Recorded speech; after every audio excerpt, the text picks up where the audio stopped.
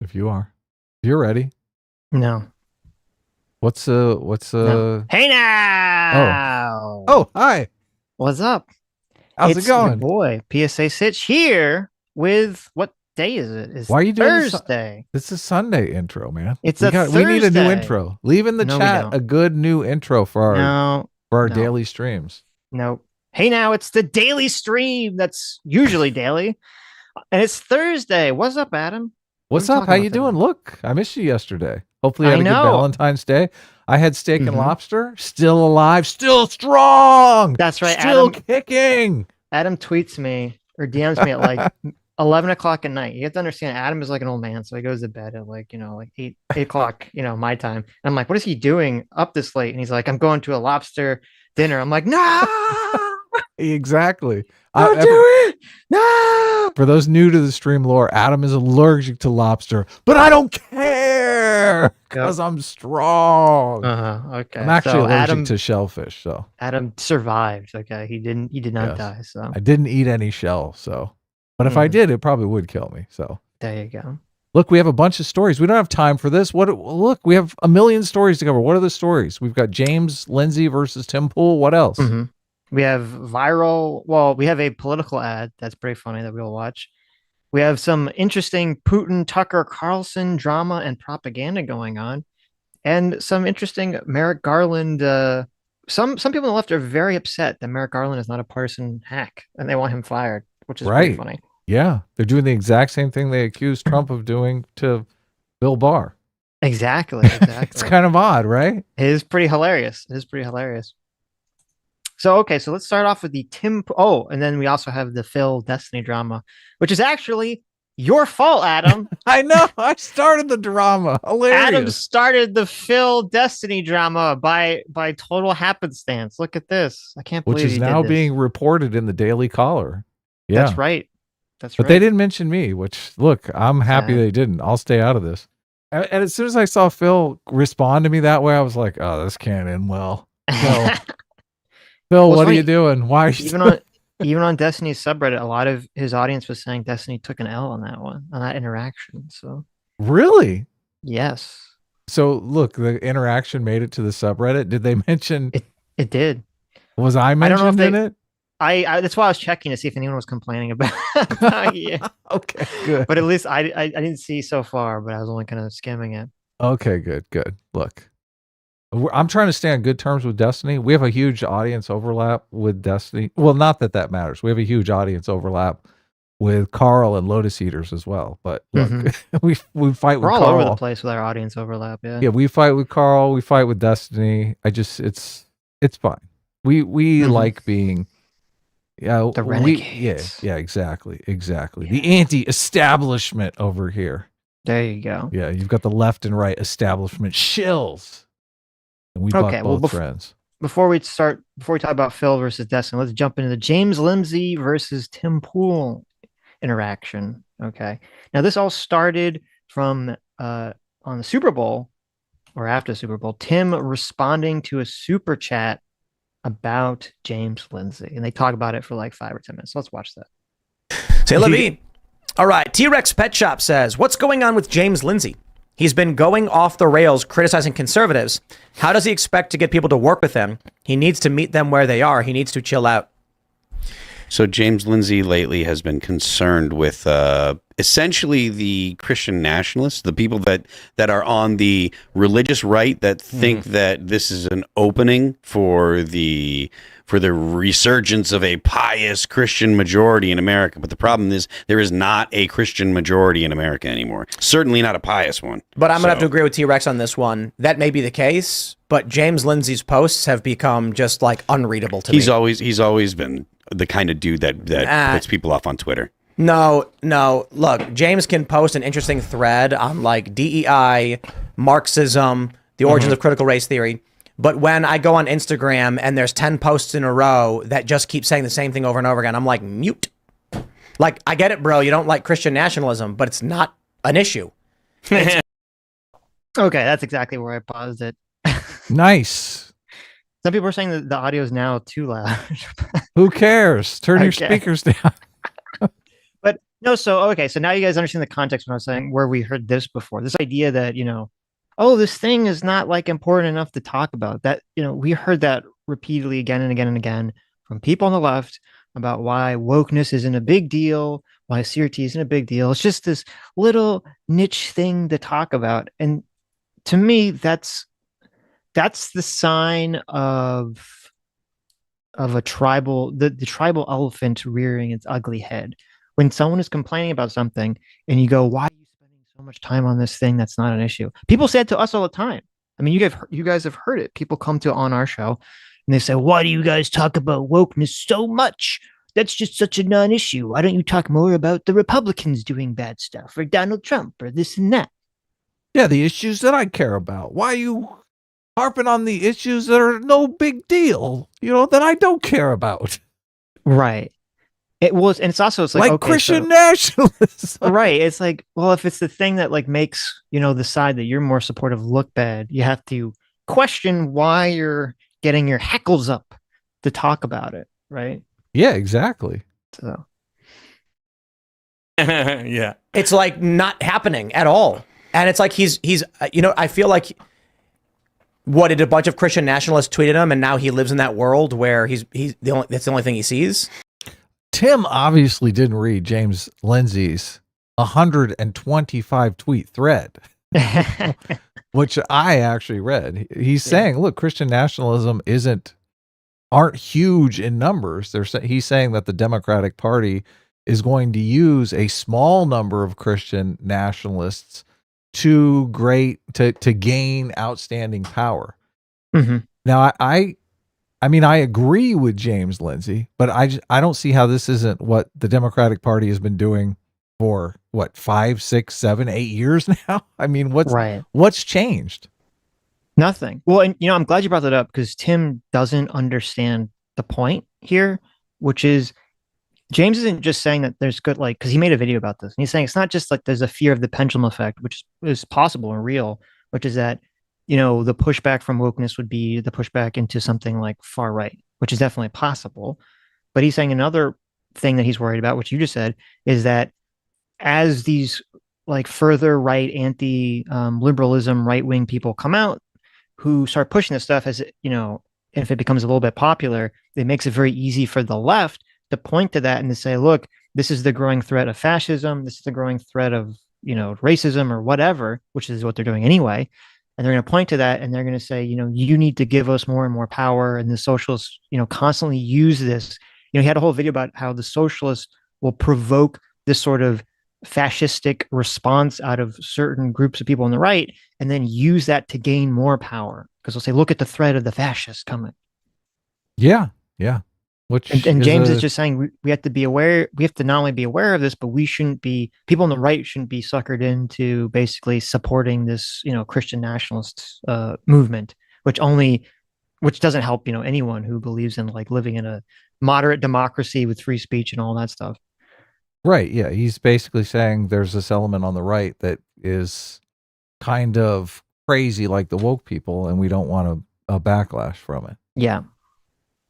It's never good when someone's like, oh, the super chat that Tim was reading. It's like, oh, I'm totally down with James Lindsay attacking the left 24/7. But if he's, devotes 5% of his time to attacking conservatives, he needs to really lay off the conservatives. He's going way too much to the conservatives.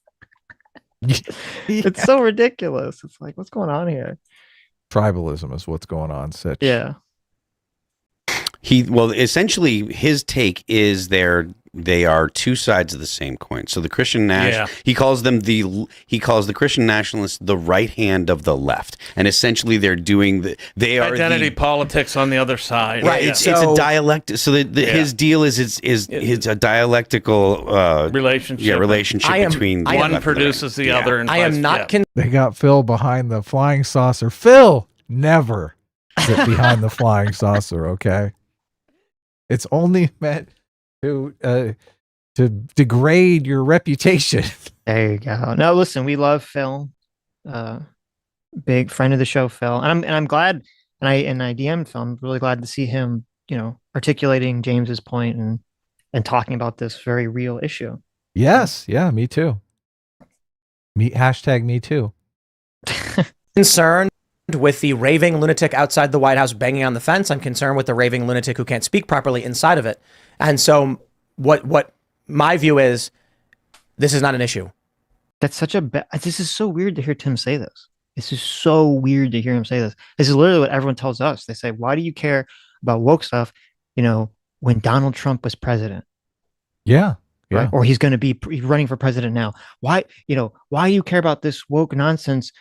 Point to all the Republicans doing all these horrible things in government right now. Blah, blah, blah, blah, blah, blah, blah. It's just so weird to hear this same argument coming from Tim. Most people do not perceive of left and right as a balance, as we've often talked about the left being more of the offense and the right being more of the defense for society. And you have to have a healthy left and a healthy right, a healthy offense and a healthy defense, a healthy, population of people devoted to figuring out how to make society more happy and productive for everyone, and a healthy population focused on protecting the gains of society that we've already achieved. They perceive the left and the right as at war with one another, and one will ultimately have victory and the other will be banished, which is just, that's a super unhealthy perspective. So I think a lot of that plays into this, shut up and stop talking about what we do and start talking about how evil the enemy is and how we need to vanquish them forever. Yeah. And this definitely, we both said this, as we get closer and closer to the election, this attitude becomes more and more prevalent, because it's like, the person I want to win has to win the election, so we all got to band together. Or it'll be the end of the world as we know it. All of those people have T blank S, whatever. It's Biden derangement syndrome, right? Or Trump derangement syndrome. Yeah.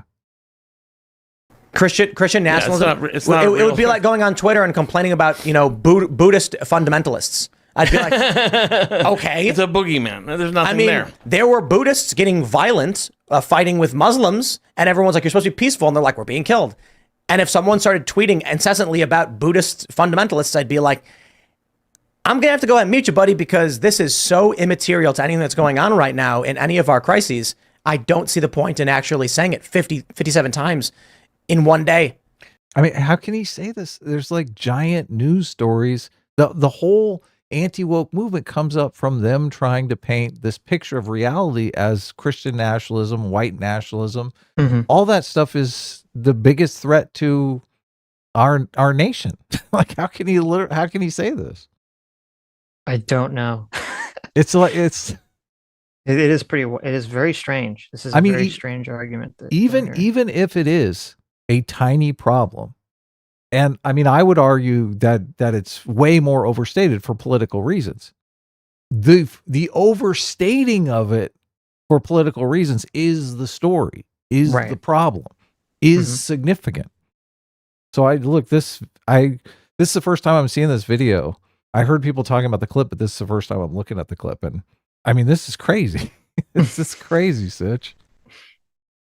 He's also saying that national divorce would be a national suicide. He is correct about that. Yeah, I agree with I agree with James Lindsay on so much. I just think, what did a bunch of Christian nationalists tweet him to the point where he got really annoyed and then started talking about it nonstop? He thought they were, he thought that they're way overrepresented in his feed, most likely, and that led him to believe that they're really some really large contingent in society. Yeah, and there's there's also needless animosity between aligned ideologies.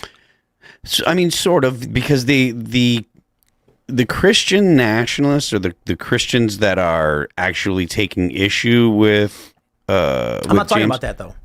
I'm talking about Carl Benjamin. The fighting with Carl. Yeah, okay. Yeah. Like, for literally no reason, you're getting into a fight with someone like Carl. It's a turf battle, then. That's what that is. Oh, okay. Now all this makes perfect sense, Sitch. Now this makes perfect sense. We haven't talked about. James Lindsay and Carl Benjamin had an exchange on Twitter where James ended up blocking him. Yeah. Carl Benjamin is talking about post-liberalism and writing about post-liberalism, and you and I have even debated him / had him on the show to talk about post-liberalism. So that interaction, I think he was trying to talk to James Lindsay more about post-liberalism and win him over to his position, and it ended up going south. He ended up getting blocked. James Lindsay ended up calling him stupid, I think. Carl ended up calling James emotional. So this really seems like an interpersonal conflict that Christian nationalism is being dragged into. Which Well- might be why Tim's analysis is not quite off. I mean, he wants to support his friend Carl. So I don't agree with James blocking Carl. And I don't think that, I think that interaction, James escalated it needlessly. Yeah, I agree. Completely.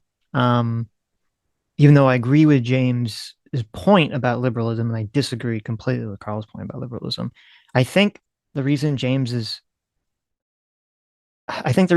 emotional about it is because it's not that Christian nationalism is bleeding into the Carl thing. It's that Carl's thing is bleeding into the Christian nationalism thing. James has been talking about the sort of dangers of the anti-liberal, post-liberal dissident right for a while. He's been talking about it for about a year on and off.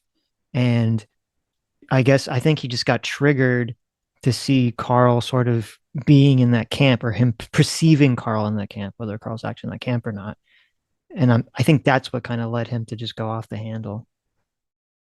Yeah, I think Carl might be drifting towards that camp, but I mean, we're actually going to talk to Carl on Sunday about this stuff. So we're definitely in the camp of just keep communication lines open, right? Like, Right. how are we supposed to persuade him it's a bad way to go if we're just going to block him on Twitter and like have, cease ties? Mm-hmm. So, What? is there more of this or? Yeah. Okay. Between the two of them, I'll be like, Carl Benjamin saying we should have a reasonable debate and argument over this, and James be like, I'm going to block you. James loses all of it. All I see from James is I'm like, why did you block Carl Benjamin? And there was a recent post I saw where Carl said, anti-communist in effect doesn't really mean much. And then he goes on to list a bunch of really awful people who are anti-communist, like fascists and dictators and things like that. And James's response was something to the effect of, this is why I blocked the guy. And I'm like, I don't understand. That's an interesting point of conversation. The merit of being simply anti-communist versus the nuance of were dictators and authoritarians also claiming to be anti-communist is a good conversation to have. So that's why I'm kind of like, I see Carl Benjamin's posts and I go, interesting point. I see James Lindsay's posts as of recent and I'm like, that was a waste of my time. C'est la vie though. I agree with James on most things. Thing's a good dude, but I'm not into whatever he's going off on these days. But again, like Christian nationalism, sure. Identitarian or identity-based or moralistic national stuff.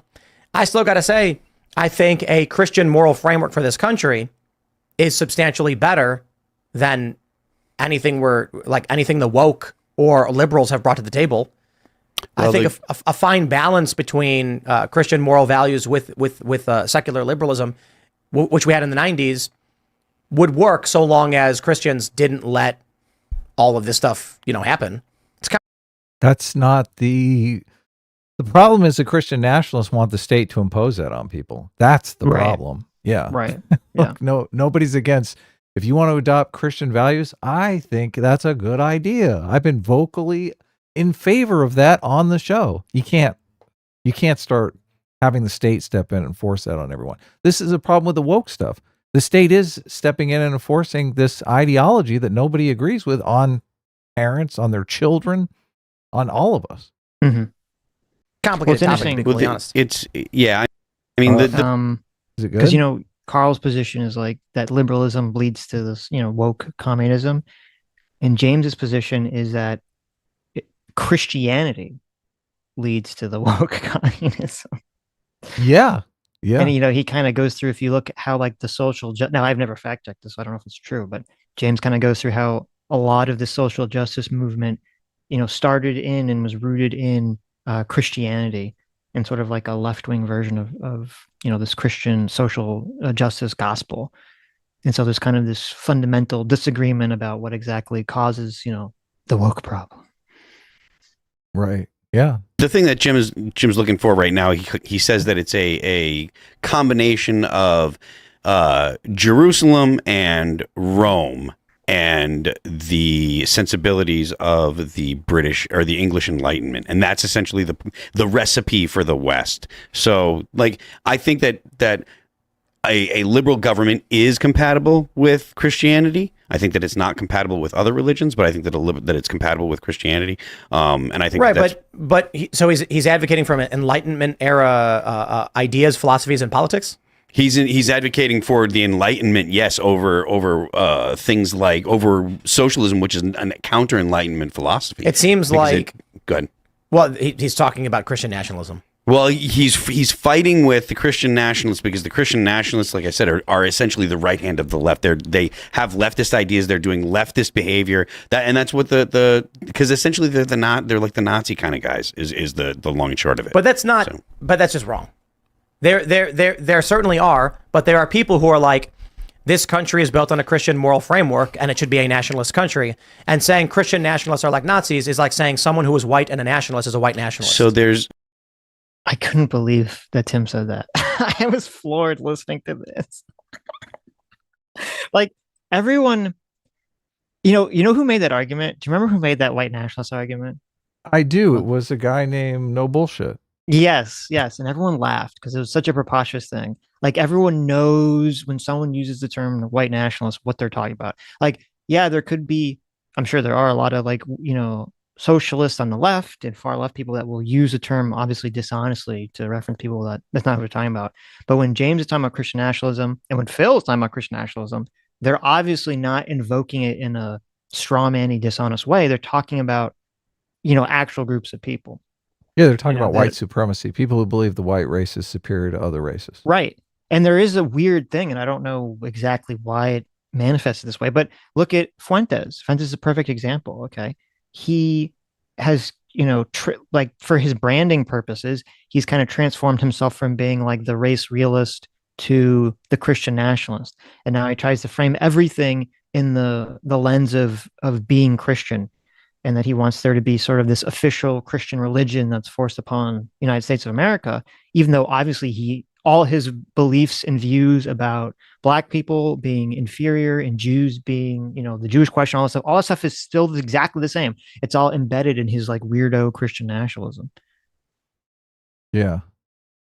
So the people that are Christian nationalists tend to be the people that are also the Catholic groypers and stuff like that. And so they are that kind of attitude. That's not to say all nationalists or all Christians are the people he's referring to. Yeah. But you're talking about there's one guy in particular, Richard Wolff, I think is the guy's name, who wrote a book, and they have like this Marxist guy. No, he's another one. Yeah, Richard Mark. Yeah, was it Richard Wolff? Yeah, that's his name. Yeah, he's the Marxist guy. It's a different one. It's there's two of them. Yeah, there's two of them. That's unfortunate. The right wing one. He's a and they talk about a Christian prince and a theocratic Christianity. So it's beyond just Christians. They're talking about having a theocracy in the United States that is based on Christian theocracy, and that's so the point there is that is so niche and immaterial to public conversation and the current goings on. It would be like talking about Buddhist fundamentalists. It's like talking about how many angels you can fit on the head of a pin, and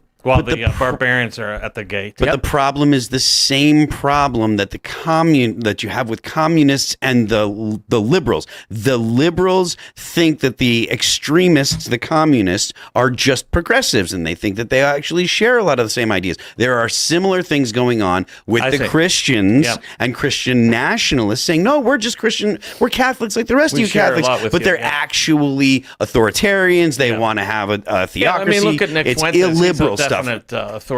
Phil, you're killing it here. He is, yeah. Congrats. Yeah, this is perfect. Yeah, good. Libertarian and National Socialist. I mean, let's be real. So, that's what he's up against now. So, let's grab some more super chats. All right, that was the end of the interaction on Timcast. Yeah, it's hard to see the authoritarians on your own side when you're a tribalist. Right. So I'm not going to read the entire James Lindsay thread because it's very, very long.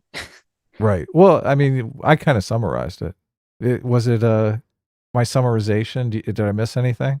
Well, let me just read the first tweet. just to give you like the tone, because the tone of it is important. Because James didn't actually, he didn't fly off the handle at Tim. He didn't block Tim immediately. He didn't do any of this kind of stuff. I thought he responded in actually just a fact, like he just explained his argument in a neutral way without being a dick about it. Yeah, his Twitter game is sorely lacking.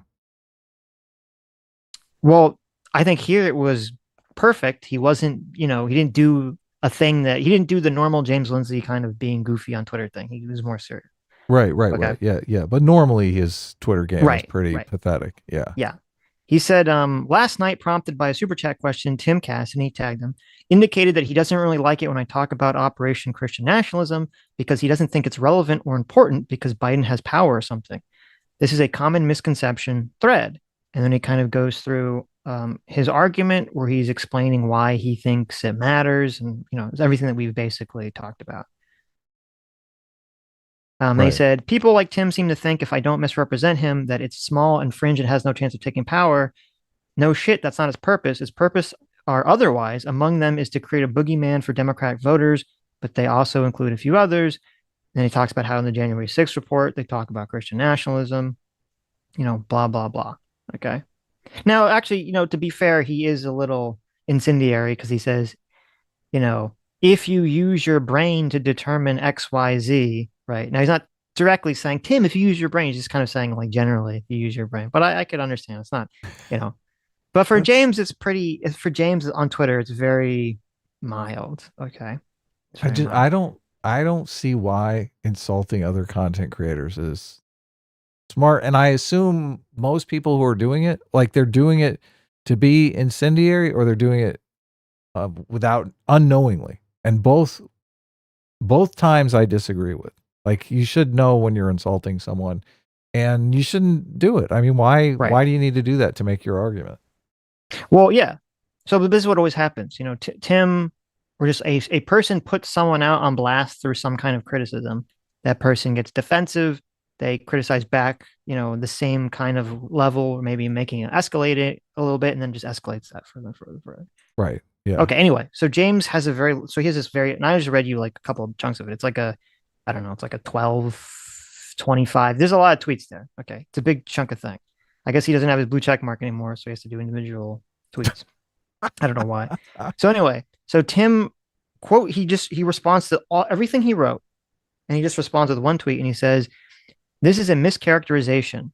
The issue is constant posts with no context, blocking people trying to make good faith arguments and snide quote tweeting them after." So here's the problem I have with that response. Tim did bring up those points in that conversation. And maybe in Tim's mind, that's like 60% or 70% of the complaint. But we just watched the clip. It was like a 10-minute clip. And 90% of the clip was them talking about exactly what James was talking about, the Christian nationalism and whether or not it's important, in Tim saying it's not important enough to talk about. And so it doesn't seem accurate for Tim to sort of just brush off like James's argument saying, "Oh, I don't care about anything that you're saying. It's about this other stuff." When it's like, well, no, 90% of the time you're talking about in the clip was about the Christian nationalism and whether it was important enough to talk about. Yeah. Yeah. So, and then that kind of led to James, I think, blocking Tim. Did he block Tim? Really? I think he did. I'm not sure. James, why? But James is probably going to block me when he hears me saying his Twitter game is. He's admitted that he just doesn't care about Twitter, which, I mean, why are you even wasting your time on Twitter if you don't care about it, right? Mm-hmm. Yeah, I mean, I don't agree. I don't agree with James's Twitter handling of the situation, but nothing's going to change it. He's made up his mind. Twitter is a great forum for interacting with other creators. Yep. So, yep. I mean, different people obviously use Twitter for different things.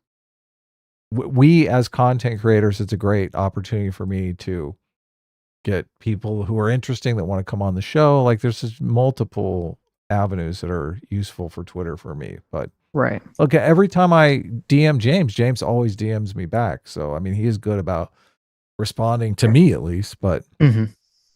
I don't know. Hopefully I don't get James, don't block me. Okay. Look, I'm critical of your Twitter game, but you do you, boo. I don't care if you want to tweet whatever you want to tweet, you know. Okay, Well, here's the thing groomer 25 times in a row. Go ahead. You go, girl. Here's the thing I wonder too. So James always says that Christian nationalism is an op. He says it's 1,000% an op. He always says, and it's sort of the idea that like because the deep state or some nefarious left wing organization is intentionally pushing Christian nationalism so that they can attack against it. Right? They want to create an enemy so that they have something to attack and then justify them grabbing power. Someone should tell Matt Walsh this so he knows he's an op. Yeah, he's part. Well, let's see, but that's what I wonder with James. Does he in his heart of hearts believe with 100% certainty that it is an op, or is he just saying that because, or part of what he's saying that is because he knows it's an effective way to galvanize people on the right against it? Kind of like, whenever the people see the Patriot Prayer people, and they say this is an op, they're feds, right? Which on one hand is completely BS. They're not feds at all. They've been arrested. We know who they are. They've been identified. Those people are not feds. They're not glowies. So it's completely bullshit for people to say they're glowies. But on the other hand, like on one hand, it's bad that they're saying they're glowies because it basically allows one side of the political aisle to hand wave away the wacky extremists on their side without dealing with them. But on the other hand, maybe it's a good thing if they point to them as feds or glowies, because then that disincentivizes people from behaving in that same way. Like maybe calling them an op or glowies, even if it's not true, actually prevents people from joining that movement in the first place. It prevents people from going down that pathway in the first place. It's a metaphorical truth, Sitch. I wonder. I don't know. So maybe it ends up being for the best. If it inspires them not to do crazy shit, I'm down. There you go.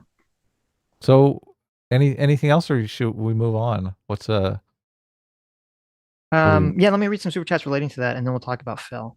Okay. This is a Phil Destiny drama. I can get the Phil Destiny drama. Yeah. Okay, I'll pull up some. Kid Truck 91 for $20 says, when I saw this episode, I desperately wanted to chat to say that Devin Tracy was right on the border bill part. As someone who leans conservative, I really want our commentators to be team truth above team players. Oh, interesting. So Devin Tracy was in favor of the bill. There you go. Wow. Look Good at for that. him. Coming to the same conclusion. He must have watched our coverage and copied us. That must be it. Yes. Adherent Lady Columbia for $10 says, James made a thread as to why he blocked Carl. Basically, he's tired of the dissident right and tired of people saying he doesn't know what he's talking about. He's just being emotional and the anti-liberty. There you go. Who's being emotional? Carl or James? James. Okay. But that's a good thing, according to Carl, right? We're going to talk to him about that on Sunday. We'll see. Yeah. M8566 for 3 months says, hey, Sitch, how was your date last night with Aristocracy? What? You went out with Aristocracy last night? I did not, no. What? Is that really? That is a fake story. Fake news. That wasn't real. That didn't happen. Damn you. Ralt of Givia for $2 says, bro, that's nasty. What is wrong with you? Christian Baller for $5. Look at all this. Christian Baller for $5 says, Adam, put up a poll in chat whether people should support Sitch Sammy or Sitch Aristocracy. Everyone in the audience has been trying to ship me with people. I don't like this. You guys need to mind your own business. Okay. Well, at least they're not shipping us anymore. So that's because we're already shipped. Well, yeah. That ship has sailed. Okay, we're done. We're together. Look at that. Short stack goblin for $2 says, shout out to my short stacked goblins. And look, it's Vosh right there. Vosh has been getting annihilated. Oh my God. He's been just constant. The barrage of hate towards Vosh has just been constant. And it's kind of hilarious. Ethan Klein did a 4-hour podcast and just utterly annihilated Vosh, nuked him from orbit. It was crazy. Yeah. Mm-hmm. Mm-hmm. Yes. Yeah. I watched it. Yeah, it was pretty crazy. People in the chat are arguing what team they're on. Team Aristocracy, or who's the other one? Sammy G versus Aristocracy. Shouldn't we make them fight in a cage or something? Isn't that how fight? No. How internet conflict works? Stop it. Fight to the death for the Sitch's No. hand. Sammy says it's in the chat. She's in the chat. She says it's actually a Sitch Doomer. That's the actual parent, which is actually Doomer true. wishes. Doomer wishes, yeah. Jack of Spades for $2 says Adam really goofed the floof on that audio. I'll edit that out once we finish the stream up. Oh, so that's right. Yeah, because it'll be under it'll be the fine. time. It'll be fine. Thanks for telling us, though. Yep. Libertarian Sasquatch for $2 says, what does Tim Pool think Matt Walsh is? Great point. Great point. He's the Christian nationalist. Yeah. Well, and also, I don't know how Tim, and I should have brought this up. I don't know how Tim could make that argument when there were so many people that were so triggered about the Satan statue, including Tim was talking about it on his show. And it was totally rooted in this like free speech and freedom of religion should be, secondary to Satan, worshiping, quote, in quotes, right? That was like a huge part of that conversation. I remember. Nomad for $5 says no good can come from a person who treats politics like a sports game. Toxic. True. Angry Man for $20. Well, I'll go back to that because that'll be the next story we talk about.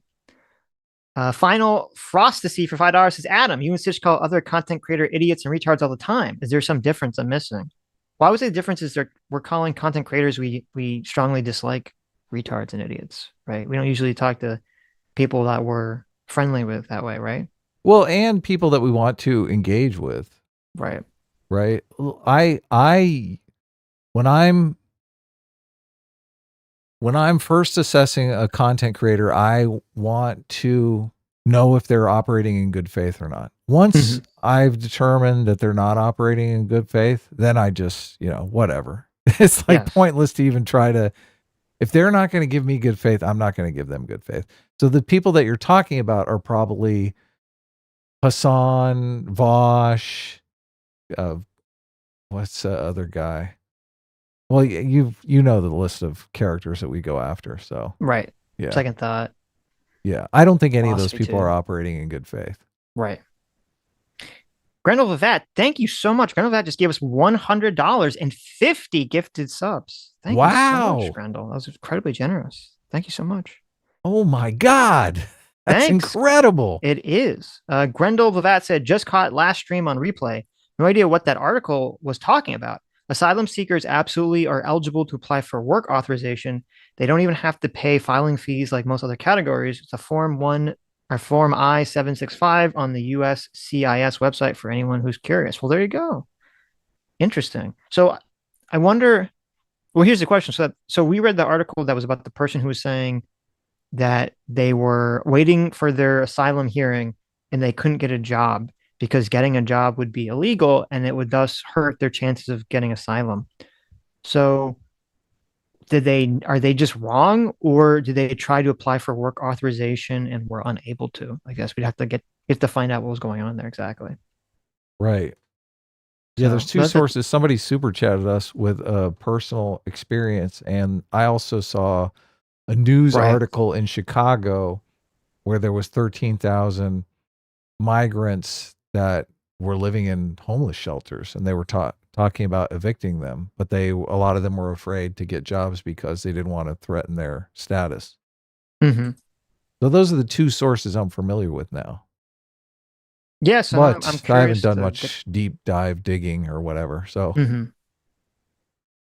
I'm curious now to get to the bottom of what is happening here that's causing this conflict. So, because it could be that they were just denied or something. That they tried to do the authorization and they just were denied it. It's possible, or maybe they're just lazy. I saw a thing on Twitter that this Kansas City shooter that happened yesterday, there was another one of those public shootings at a parade. That for the Super Bowl? Yeah, the Kansas City Chiefs were having some sort of parade or something. Right. I think over 20 people were injured. One person was killed. She was actually from Southern California. But there was a tweet, and I haven't verified this. I don't know if it's true, but they were saying one of the shooters might be an illegal immigrant, which is just, okay, people are going to pick up on that.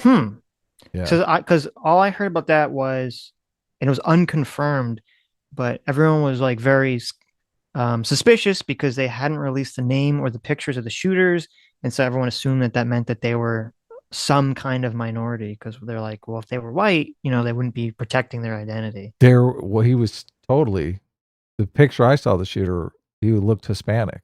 Mm-hmm. And I thought it was a gunfight that broke out between two people. And if you're shooting at someone and there's a crowd of people behind them, obviously a bunch of those people are going to get hit. That's what it seemed like so far, unless there's new information, was that they weren't trying to, it wasn't a mass shooting. They weren't trying to hit people. They were just fighting each other, and a bunch of people just got, hit in the crossfire. Yeah. Yeah. So, which is kind of crazy. That is pretty bad. So shall we move on, or? Yeah, let's talk about, hold on. Caleb for $5 says, I take Matt Walsh as a true believer, just like I believe James when he says he thinks Christian nationalism is on op. It's just his blind spot. Maybe. M8566 for $5 says, have you guys seen the different wings of the right fight with each other? It's interesting to watch conservatives and libertarians fight. Yes. I mean, a lot around the Satan statue, you saw a lot of the conservatives and libertarians go to blows, and it was interesting. Nigel TRC72 for £10. Thank you. Says the problem with Christian nationalism isn't that it got a lot of support, but rather that social media makes people think it's more popular than it is. And Republicans start pandering to them. No, that's a fantastic point. That's a fantastic point. And that's the exact same thing with wokeness. People, unfortunately, think what they're experiencing is reflective of the broader conversation.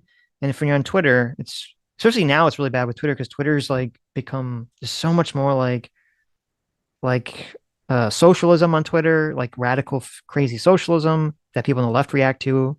And there's so much more like actual Jewish question, race realism, bigotry on Twitter now that people on the right could react to. So not great. Okay. Angry Man for $20. Thank you so much. Says originally was on Destiny's side for the Green Room drama until I saw Phil's video of the room, and Destiny's response was to act like Phil was a disabled person introducing himself to him. LMAO, Destiny is a drama queen. So there's I did not see a picture of the room. So where's this video? Someone has this video. Link it to me. I didn't see this video you're talking about. Was it a video of the interaction, or was it a video? So let's give the background on what exactly happened. So Adam tweeted out, I was watching some Destiny video, and Destiny threw all of conservatives under the bus. Which, look, if your fun comes from bad mouthing conservatives and denigrating conservatives, you knock yourself out. You have a good time. If your fun comes from denigrating leftists or progressives and you want to call them names, knock yourself out.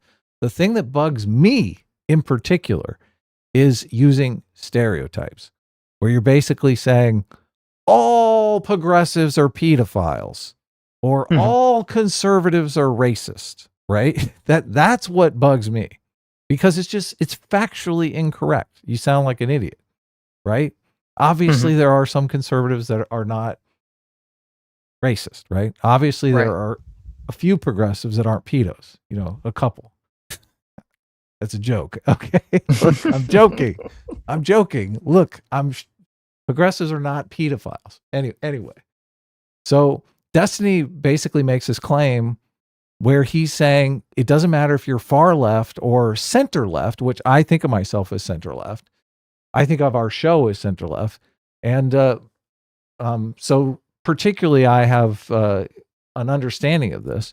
He says that even if you're far left or far right, or far left or center left, that the right hates you, that the right just treats everyone on the left the same and they just hate you, which I completely disagree with.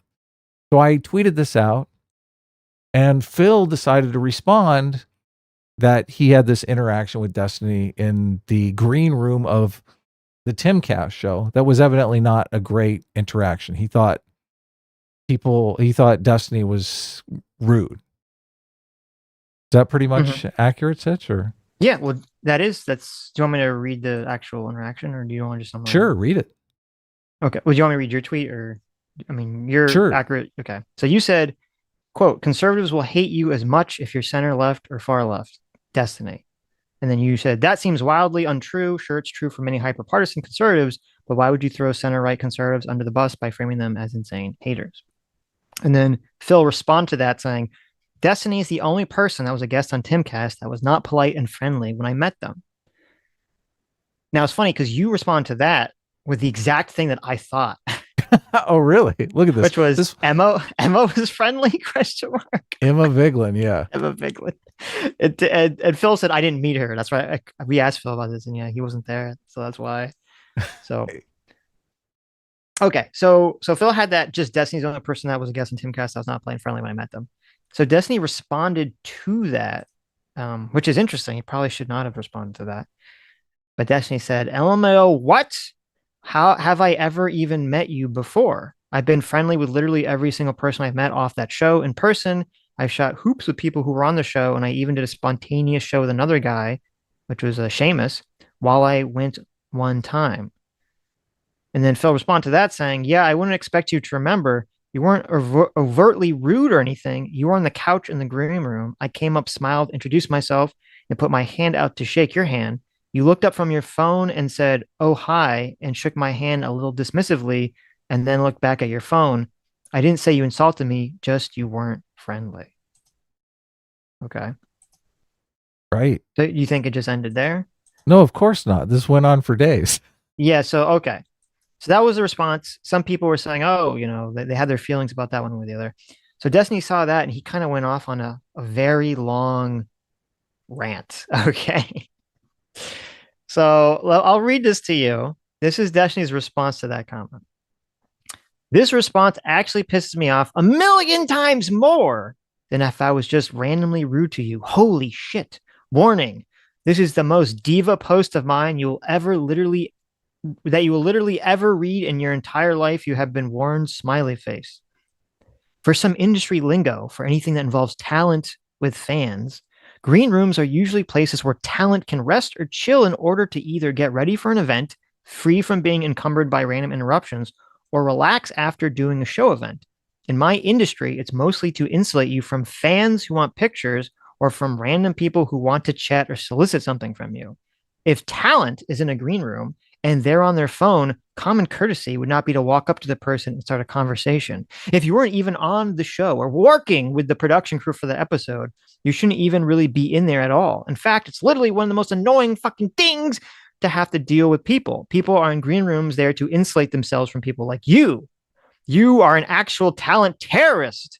Every single performer's worst nightmare that some fucking rando would approach you in a green room, expect you to put on a fucking show for them and chat them up, and then have the audacity to complain afterwards if they weren't happy with the interaction. If someone complained to me that they approached talent in a green room and tried to introduce themselves and the talent completely blew them off, I'd probably tell them, hey, dude, they are literally in that room so they can focus on the upcoming show or relaxing after show they were just on. You're approaching them in the worst possible way. You are literally attention raping them. Stop. If I was on my phone, I could have been managing social media, retweeting links for the show as per the host request, or linking so my fans can find me, scheduling next day events via email, scheduling same day travel to catch a flight, researching or reading something for the upcoming show, or literally 1,000,000 other things could be occupying my time. The fact you are complaining publicly about approaching me in a green room as a fucking fan, and I still shook your hand and said hello to you, is actually fucking insane to me. If you want pictures, find me outside of a green room after a show. Otherwise, seriously, fuck off. How could Destiny write this without doing any research into like who exactly Phil is? He just obviously got very emotional and triggered and just fired this off. This is obvious. Yeah. Look, Phil is on the show. Phil is also talent. Yes. So many stories in Hollywood like famous rock star. Yeah, exactly. Look, multiple, he's played award-winning rock star shows with tens of thousands of people, right? Mm-hmm. And so many stories in Hollywood are about people you've met in the green room, like other talent you've met in the green room that you've started relationships with and stuff like that. So that's a good point. Yeah, it's not like it's a place for talent to mix. Yes. This is so bad. This is just so bad. Yeah. Yep. But why after this interaction takes place, I mean, he's got time to look and see like, who is this guy? You can't just click on Phil's bio and see, oh, look, he's the lead singer of a big band, right? It is, well, and that's what makes it look, I think makes it look really bad, is because he's like acting like Phil's just some fan of Destiny's who came up to talk to him, and that was not at all. As you were saying, he is a talent on Tim's show, who was just saying like, "What's up?" And Yeah. this is a very not good reaction. And by the way, when I would emphasize when I was reading that post, that's because Destiny put that word in all caps. Okay, there's a lot of Right. like caps lock in that post. So, You are a talent terrorist, yes, raping yes. me Yeah, wow, very okay. while So I'm on Phil's my res- phone.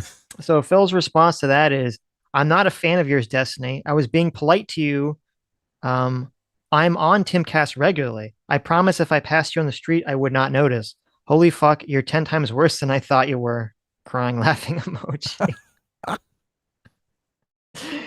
So there you go. So this was interesting. So based just on that interaction, a lot of people look like in Tim's subreddit when they were discussing this were saying that they thought, not Tim, Destiny's subreddit, were saying they thought like Destiny's first response was fine, but that long rant was like made Destiny basically take a huge L in the interaction, even if they agreed with him. Right, because there was no need for that. Well, it's interesting. So, because it's like number one part of it is because even if you agree that like you're like, oh, you should have made a big deal about like him, being quote dismissive or whatever. It's like giving that like very long diva rant, even though Destiny says it's going to be a diva rant, doesn't come off well, number one. And number two, there's always this idea, which is interesting for people in our space, is like, oh, you should never let someone trigger you. Because that means you lost, essentially. Oh, yeah. Interaction. So Yeah. And now there's an article about it, and Phil even responded. This tweet here is pretty funny. Phil responds, "Totally normal behavior. Me, you were impolite when I met you. Destiny." Which is kind of funny. But look, I am on Destiny's side in the beginning. Phil, look, you didn't need I get it. You're like, Destiny was a dick to me. Let me just let everyone know that. And his response totally makes me believe Phil. Yeah, he was a dick. Like he treated him like he even admits it. Like why would Destiny admit, yeah, I just thought you were some fan. Like that's a giant mess up. I don't know. Look, interpersonal relationships. I guess he's saying that because Phil insulted him by saying, I met you and you were impolite to me. Right. Look, they didn't have to. Nobody had to blow this up. I know. This was so funny. It's because this is such like a offhanded remark. This is what always happens though. Someone makes some offhanded remark. It's like, okay, maybe it's a little, it's a little incendiary, a little needling, and then people just, blow it up and make it. Now it's in the Daily Caller. Yeah, now exactly. That was a freaking news article about it. So stupid. Phil Labonte points out. So the Daily Caller article headline is Phil Labonte points out liberals' rude behavior at work, prompting epic meltdown. Oh, epic mental breakdown. You just have to read. Okay. And then they basically run through the breakdown. So, right. So here, someone sent me to thank you for a person that sent this to me on Twitter. They sent me the video. It's like a 20-second video I sent to you, Adam. That's like, because now, Destiny and Phil went back and forth. Destiny was, they kind of going back and forth about whether it was a green room or not. Was it a dressing room? Is it an open area? What exactly level of privacy does, would a person expect to be in this area? And so Phil put up this 20-second video kind of showing the location and sort of what was going on there. Exactly. So. Okay, I brought it up. Here we go. we get to look at the inside of the Timcast workings. Okay, this is actually more like catering than a green room or dressing room. Okay, here we go. Okay, so there you go. First of all, Tim, Pimp Daddy, what the heck? Look I at know, this nice place. space. Look at that, yeah. Wow. Beautiful. Tim's Beautiful. living large here. Of course he is, yeah. Mac Looking Daddy. great. Okay. So Destiny was sitting here. when I came up to him and said, "Hey, look, it's me, Phil Labonte, And he lead said, singer of All That Remains, he said, who? co-host of the Tim Cast IRL show." He said, who? Get the fuck out of here. I don't know who Right. you are. I'm checking my emails. I'm arguing with someone wrong on Twitter. Exactly. Mm-hmm. I'm trying to There you post on go. Twitter here. Anyway.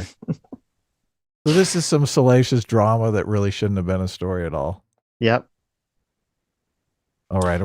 Any final thoughts? Not for me, but I'll read super chats related to it. Nomad for Okay. $5 says, once again, Sitch and Adam cause trouble, then somehow avoid all of the crossfire. Literally invisible, LMAO. I got to tell you, when I Oh was my reading God, there was no audio on the Twitter video.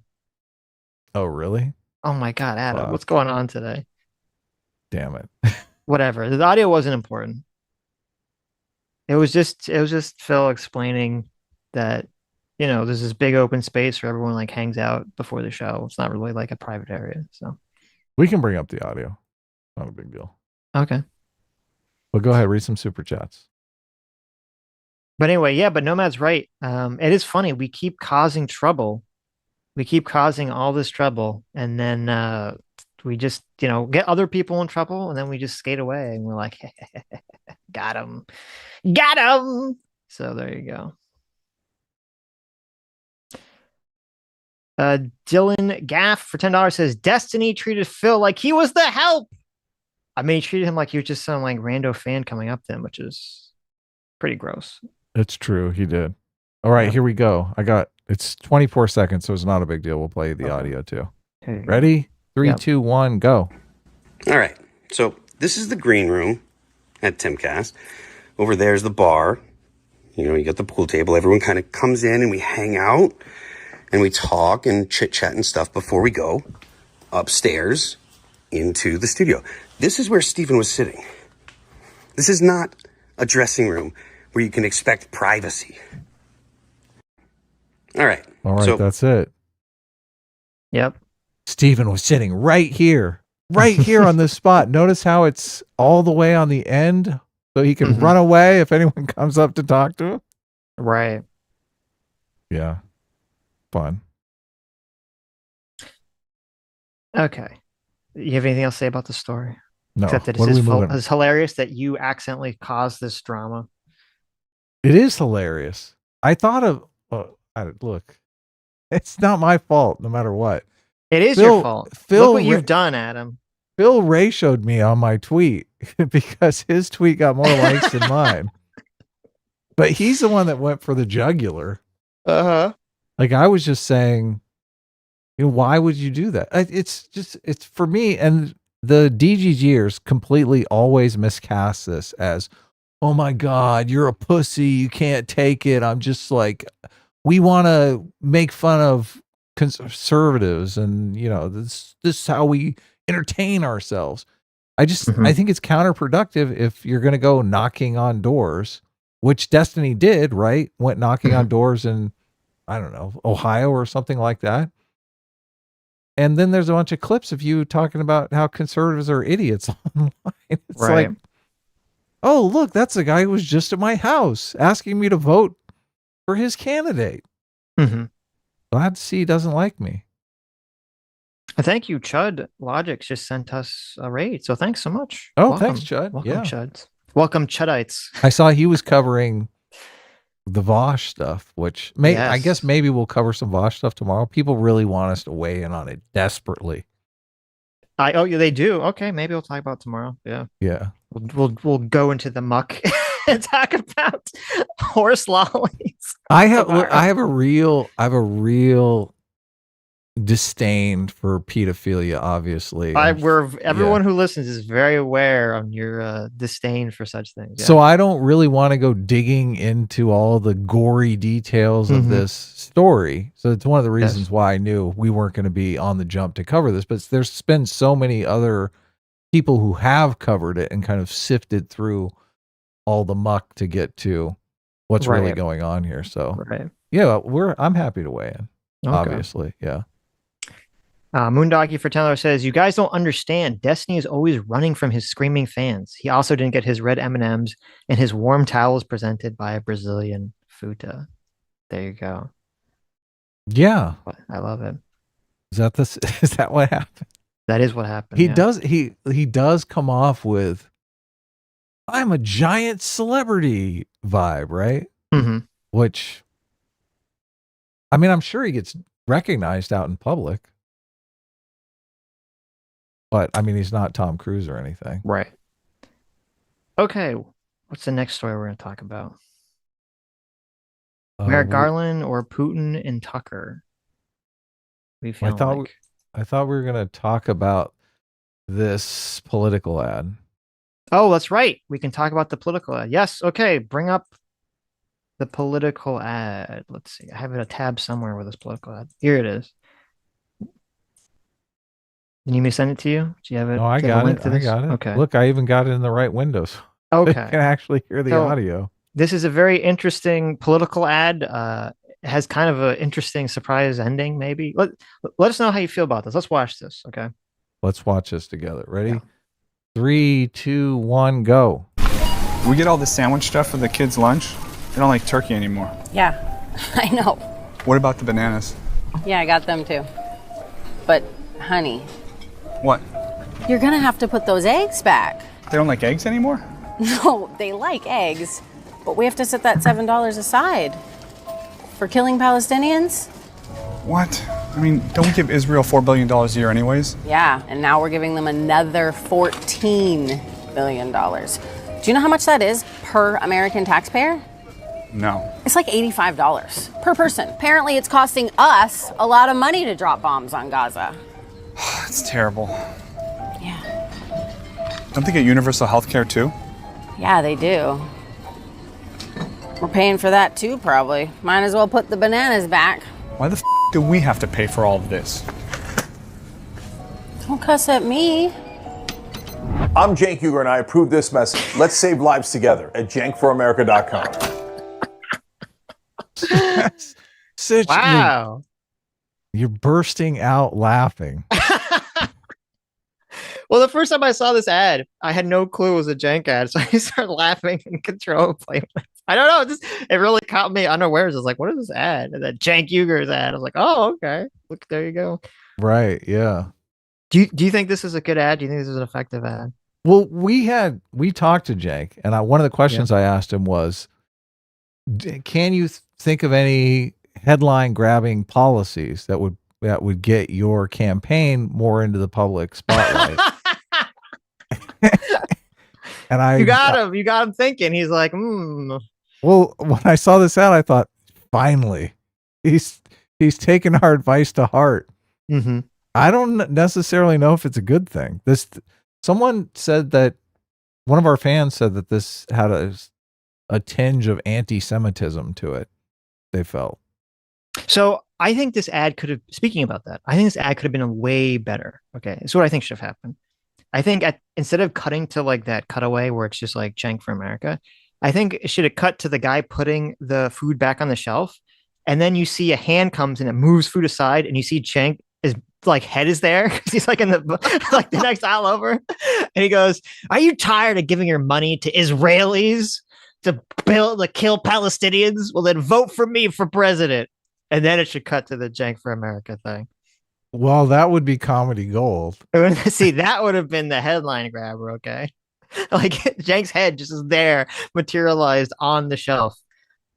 You don't want to give those greedy Jews, I mean Israelis, any more of your American money, do you? Then it would have felt a little bit more anti-Semitic if it would have said that. Oh my God. Tired of giving Jews your hard-earned money. Yeah. Okay. If the goal is to grab headlines, I think this could definitely grab some headlines. I don't necessarily know if it's a good headline grabbing ad. I don't know how much Americans are really invested in how much foreign aid Israel gets conversation. Right. Yeah.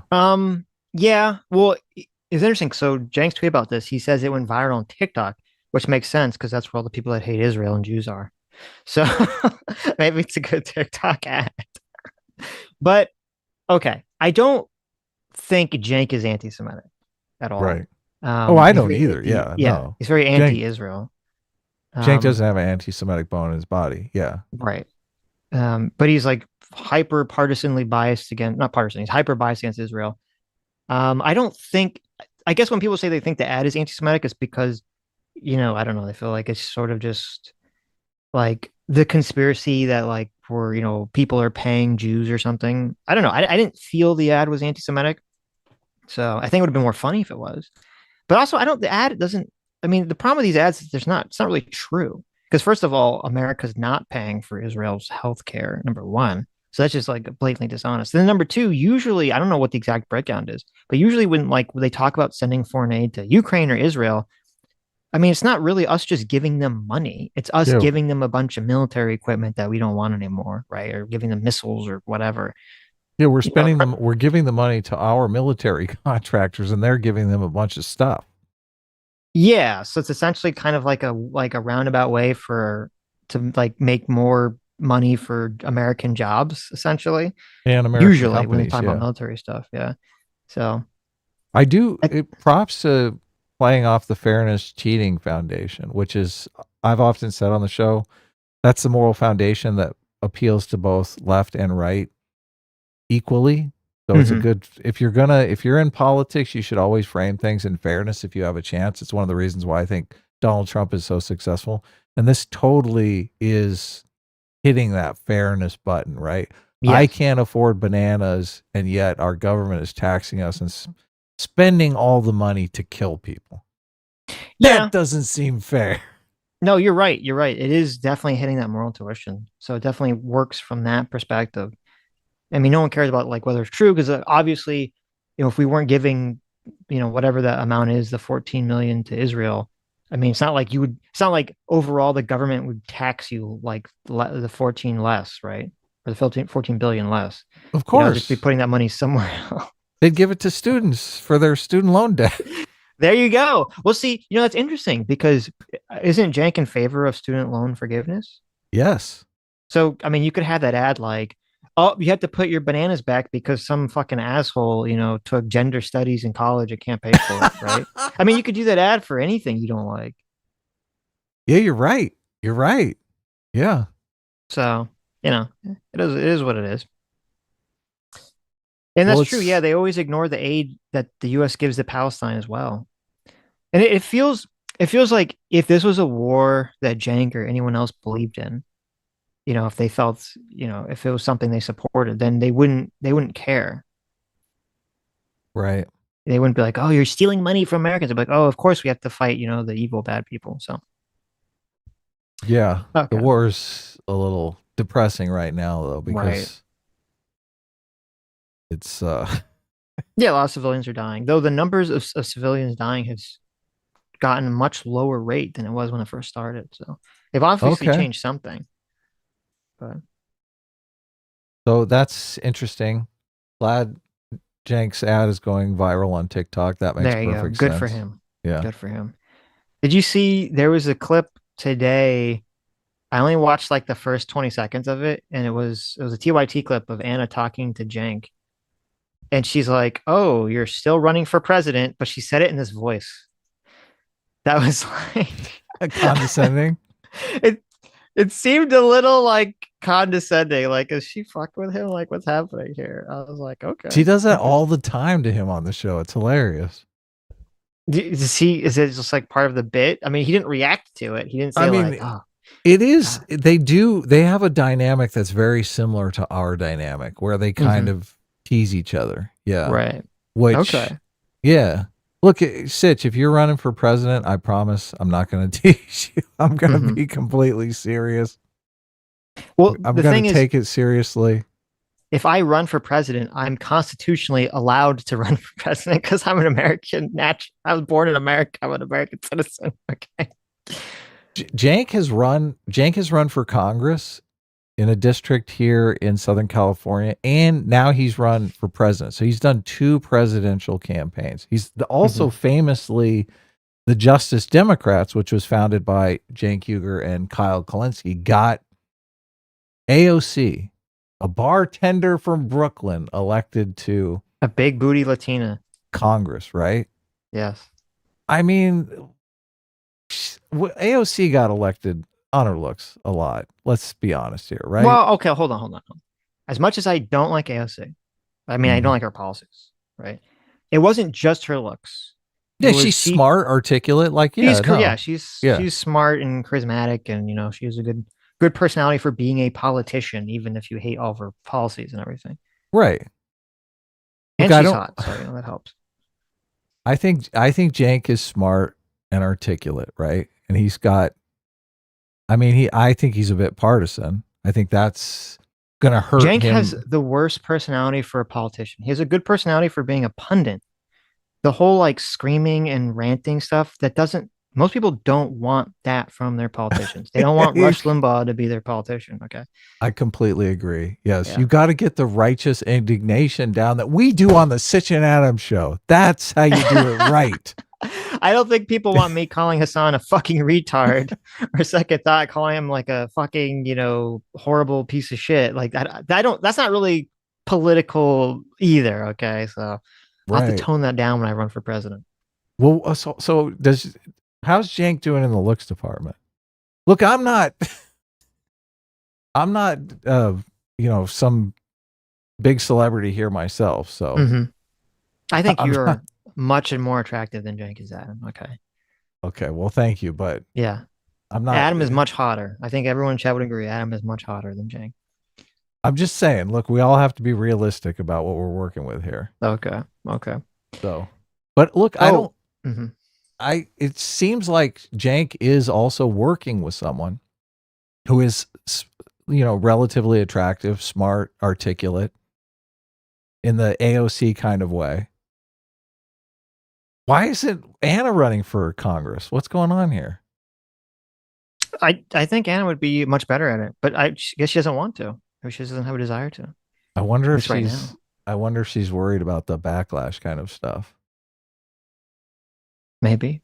I don't know the story about when Cenk ran for Congress, because supposedly I wasn't watching Young Turks at the time. Supposedly they dug up like every single thing on Cenk Uygur. It probably mostly revolves around, I think, some crazy bestiality clip that we've talked about on the show. Yeah. But I don't know that Anna has any skeletons in her closet like that. Like, they're obviously going to trot out the N-word clip, right? Yeah, the dishonest. Where she says N-word over and over again. But I mean, I think she's got a response for that. Sure. Yeah. They might trot out the "I'm better than you" clip. Oh, yes. But I love that clip. It's a good clip. Or the, the clip Sean always uses, "Give me the money." I'm just saying, look, if Anna wants to do some real good in the world, the place to go is to Congress, right? There you go. Where you can sell out to the big boys. There you go. True. That's probably why she doesn't want to do it. She doesn't want to sell out to the big boys. That's another thing, that you're forced to be on the phone fundraising all of the time. AOC, I mean, she probably just puts something on her Instagram page, right? And brings in millions of dollars. So she's probably not on the phone 24/7. For some reason in my brain, you said Instagram page, but I heard OnlyFans page. And I'm like, AOC is bringing millions of dollars to OnlyFans. I mean, it makes sense. That makes sense to me. That's not what I said. Okay. Maybe that was the wishful thinking that I heard. But you totally agree, right? AOC's not on the phone cranking it out every day, calling up wealthy donors saying, look, I need you to give me $10,000 for my campaign. You can't talk about OnlyFans and talk about cranking it out every day, because that's very different connotation. It's so bad, especially in this conversation. Look, I know usually you're the one simping for AOC. What's going on here? Reverse roles. When we run for Congress, this clip is going to come back to haunt us. There's for sure. A million clips of us talking about a million horrible things that would come up if we ever ran for office. Okay. Well, the only one who knows about all those clips is Anna. True. What do you mean? There's lots of our fans know about all those clips. What do you mean? No, if Anna ran, Anna's the only one that knows all the clips that they would go to. Yeah. Right. Yeah. Look, I know all the clips people would go to if I ran. Yes. Yeah. So. Anyway, look. Okay. Oh, I want to say I looked up Grendel Vat. You talked about the asylum seekers being able to apply for work authorization. So I found an interesting page. I don't know if this is true, but this is from a law firm that specializes in immigration law. And they claim that, so it says you must file and submit that form you're talking about, Form I-765, to be allowed to work while you await your asylum application. However, you need to understand that you cannot apply for authorized employment while you apply for asylum simultaneously. You need to wait after a year of submitting your asylum application before you can push through applying for authorization employment. If that's true, is that not like the most dumb, stupid system you've ever heard your entire life? This is on immigration? Yeah, according to this law firm, they're saying that if you're applying for asylum in America, you have to wait a year after applying for asylum to apply for employment authorization. After you are granted asylum or after you apply? Just while you're waiting. You have to wait you apply and then you wait a year. You apply for asylum and then wait a year, and then you can apply for employment authorization. Why do you think the homeless population is climbing like this? We just invited 1.8 million people into the country who are asylum seekers. Stupid. But if that's true, then that's just so ridiculous that, like, because then you have the problem where, okay, so people show up, they apply for asylum. We don't have a legal structure so far to send them, away. So they have to stay in America till their asylum case is being heard. Because of the backlog, it takes a super long time for that to occur. So people need to take care of themselves, but then they can't work because they have to apply for this work thing. But for some bizarre reason, which I'm not sure why, you have to wait a year before you can apply for work. So now they become homeless, or they become more like further drains on our resources and taxpayer resources. Like, this is just the dumbest system ever constructed. Yeah. Awful. Terrible. So we're going to Merrick Garland next? Sure. Or do you want to do Putin? What was the I have Merrick thing. Garland up, so. Mm-hmm. I mean, we can do Putin, sure. Let's do Putin first. Okay. Let's do let's do Tucker Carlson first, which is related to Putin. Okay. So should we watch the clip? I can send it to you. Yeah, let's watch this clip. Send it over. Real quick. Okay. Send it on over. Tucker Carlson interviewed Putin. We talked about it a little bit, and I thought, I went into it and I thought, okay, this is going to be an ultimate softball interview that Tucker is giving Putin. He's just going to totally simp the American bad position. And I said, okay, after watching it, I have to give Tucker some credit. He didn't go super hard, on Putin, and he didn't bring up all the things a lot of people want to talk about. But it wasn't just, in my opinion, it wasn't just like a pushover interview. He was asking Putin some, tough questions about certain things. And I do give Tucker, credit for the interview. It wasn't just a total puff piece thing, even though he did try to push the America bad, America's fault, version of events. And Putin basically annihilated that entire, view of everything. Putin did not play into the talking points of it's all America's fault, it's all NATO's fault that invaded Ukraine. He basically, 90% of it was him saying Ukraine shouldn't exist as a real country. It was always Russia. It was basically our right to take it. It was essentially Putin's argument. So I don't give Tucker too much hassle for that. But then what's weird is that now Tucker's on Twitter and he's going around talking about how awesome Russia is compared to the US. I saw that. And that's where you're like, what the fuck is happening here? This is so weird. And so like the first video that he did was like him going to in the Moscow subway station. It's like this very opulent looking subway station. And he talks about how beautiful it is compared to American subway station. And it's a very beautiful subway station. It looks like some, grand cathedral, right? But he's kind of ignoring that the history of that subway station specifically was Stalin built it to be a propaganda tool to show that socialists could build good things. And he actually had to import a bunch of British engineers to construct the thing because they didn't have the talent in Russia to do it. They had the labor to do it, but they didn't have the talent to actually construct the thing. And then a lot of the British engineers who constructed this opulent subway station, they imprisoned afterwards for, accusing them of spying and knowing their secrets. Do you know what a Potemkin village is? Yes. Okay. For those of you who don't know, it's basically just a fake city that you design to look opulent, to show that you're a great place, but really it's just a facade. They would build these things in Rome. Yeah. Right. So like, so like the most common example we talk about nowadays is in North Korea. Whenever someone would go to North Korea to visit, they would like they would show like a supermarket, but it was like a really fake supermarket. Yeah, exactly.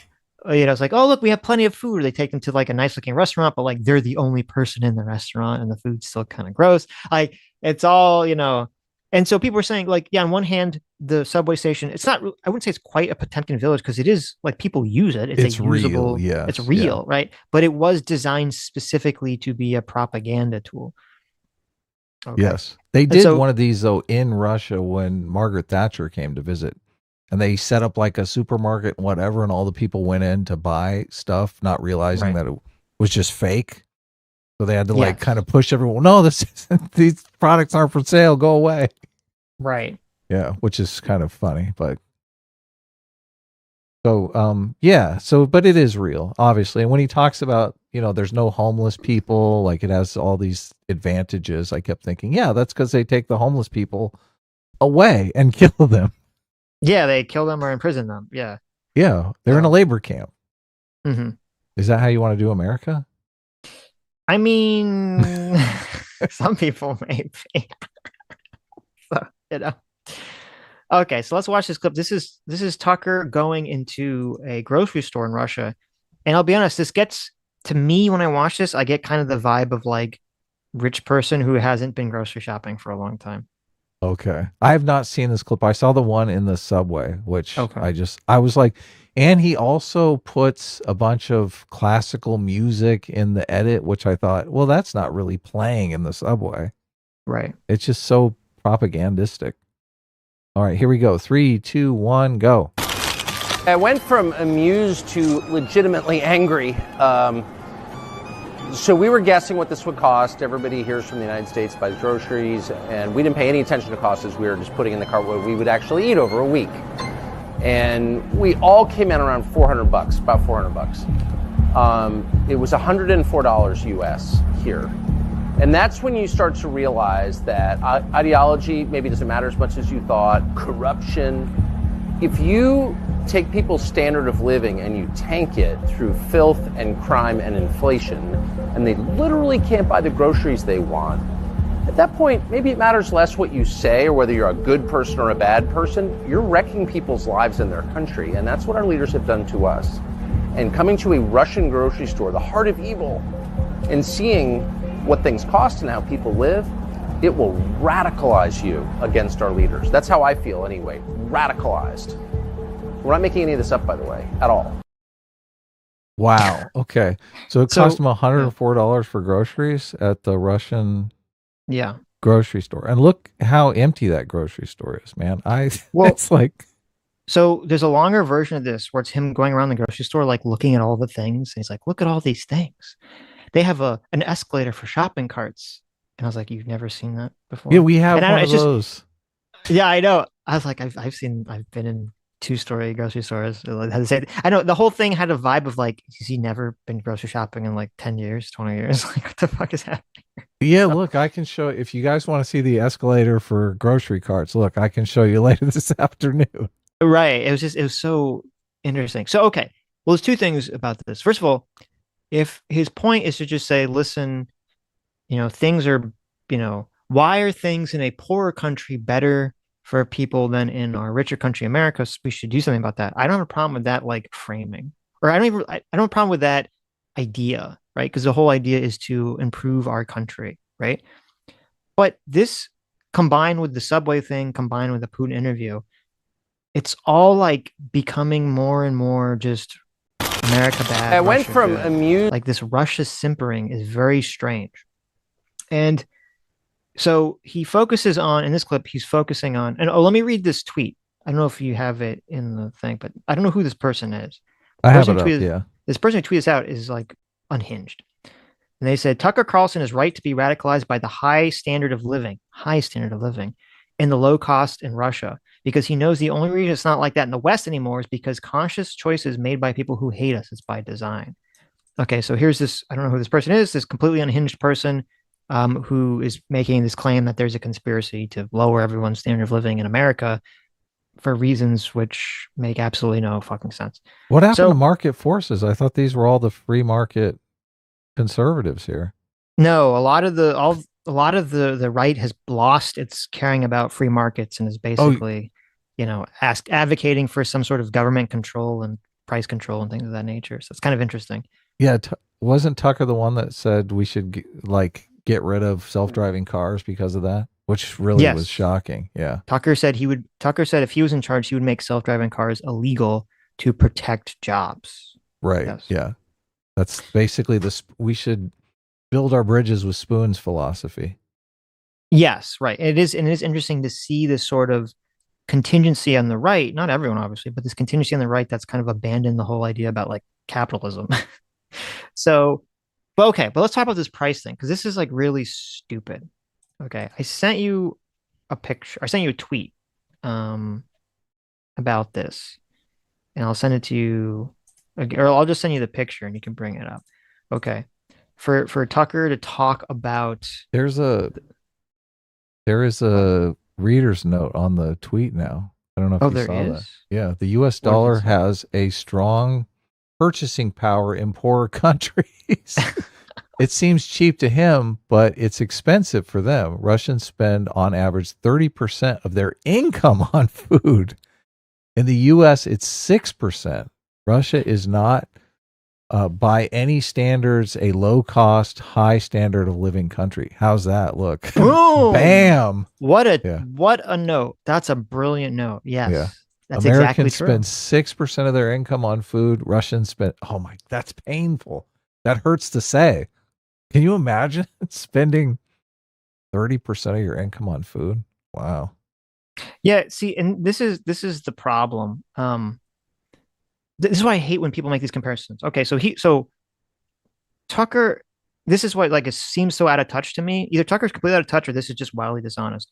So a lot of part of the reason that people like to come to America to get a job in America and then go back to their country. Oh, yeah, exactly. The US dollar and the US economy is much stronger than whatever their country is.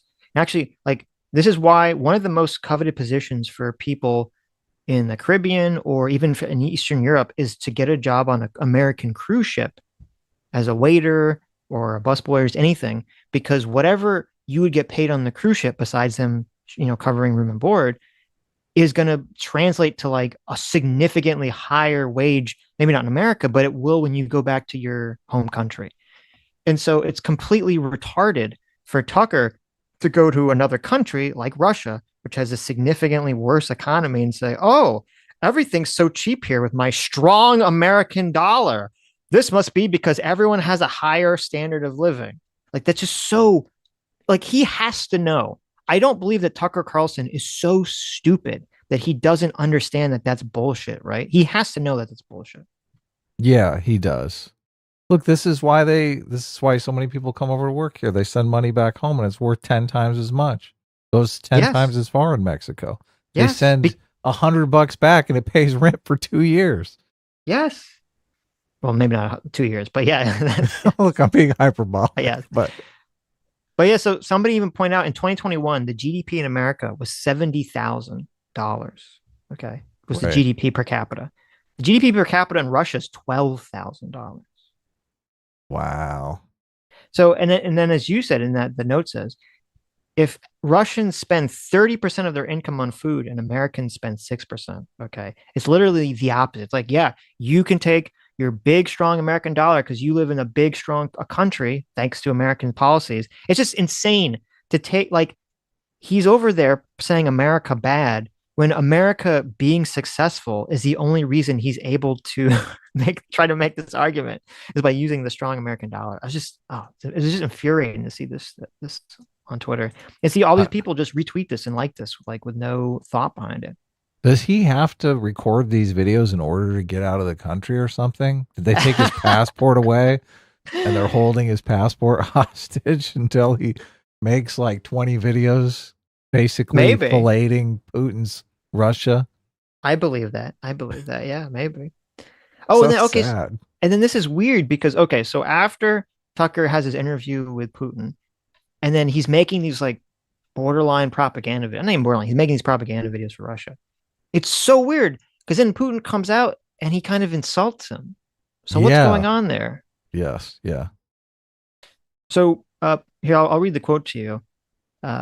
So Putin was in a Russian interview and he was talking about the Tucker Carlson interview, and he said to the interviewer, "I honestly thought Tucker would be more aggressive and ask so-called sharp questions, and I wasn't just ready for it, I wanted it, because it would have given me the opportunity to respond sharply and kind, but he chose a different tactic." Yeah. Is this from the Politico piece? Yes. Jump down to like the last few paragraphs because he gets really like hits him hard there. Putin, who famously enjoys trolling Western figures, smirked while describing Carlson's passivity to Russian TV propagandist Pavel Zarbin, saying, "He, Tucker, tried to interrupt me several times, but still, surprisingly for a Western journalist, he turned out to be patient and listened to my lengthy dialogue, especially those related to history, and didn't give me reason to do what I was so ready for. So frankly, I didn't get complete satisfaction from this interview." That's like the devastating quote right there. Yeah, so I can't believe he sat there patiently while I'm going on and on and on about this history stuff. That's so fascinating. Okay, this is incredibly fascinating. He's totally fucking with him the whole time. That's what I take away from that. Yes, like he's totally fucking with him. This is so interesting because everyone was like talking about the interview and we're sort of analyzing like what the hell's going on here. And Putin's basically saying, I was just trolling the shit out of him by talking to him for an hour about history, and I expected him to interrupt me, and he didn't, and he's a bitch for not interrupting me. Exactly. And it's like, what? It's wild to me. Like Tucker's going there, and he's like, now he's doing propaganda pieces for Putin, and Putin's pissing on his face, and he's telling him, "How do you like the rain, baby?" And Tucker's like, "Oh, it rains so much better here than America. The rain tastes so much better here." I'm confused. What time frame? 1350. We're at 1350. That quote is so okay. So what the fuck's going on here? Why is Putin insulting Tucker when Tucker's like helping him or trying to help him with the West? Does he just not care? It's hilarious. He's like, "Oh my God, dumb Americans eating out of my hand." Is this Putin just saying, "Listen, I know you fucking idiots are gonna simp for me regardless, so I'm gonna, you're gonna eat my shit sandwich and smile"? Like, what is going, like, why would he say this? It's so strange to me. Putin has successfully propagandized so many people on the right that this is like his victory walk. This is like the fruits of his propaganda have worked. That's exactly what he's thinking. He's like, "Oh my God, they believe all this." But the ego to like, God bless the internet. The ego to basically just brag about it publicly is so wild to me. I guess people won't care. I mean, we'll see. We'll see if anyone on the sort of the blossoming right-wing America bad train gives a shit that Putin not only gave this horrible interview where he destroyed all their narratives, but now he's mocking Tucker Carlson for patiently listening to him and not interrupting him. He's mocking him for not interrupting him during the interview. Just wrap your brain around that, okay? Yeah. The one thing that, because some people are saying, "Oh, he asked some good questions." The one thing that was noticeably missing, good questions, yeah. He did, yeah. But the one thing that was noticeably missing for me, the thing that I really wanted to hear about, Putin was this Prigozhin guy went after him in a violent coup while he's in the middle of a war. That's crazy. And then Prigozhin ends up disappearing, or there's some kind of deal negotiated.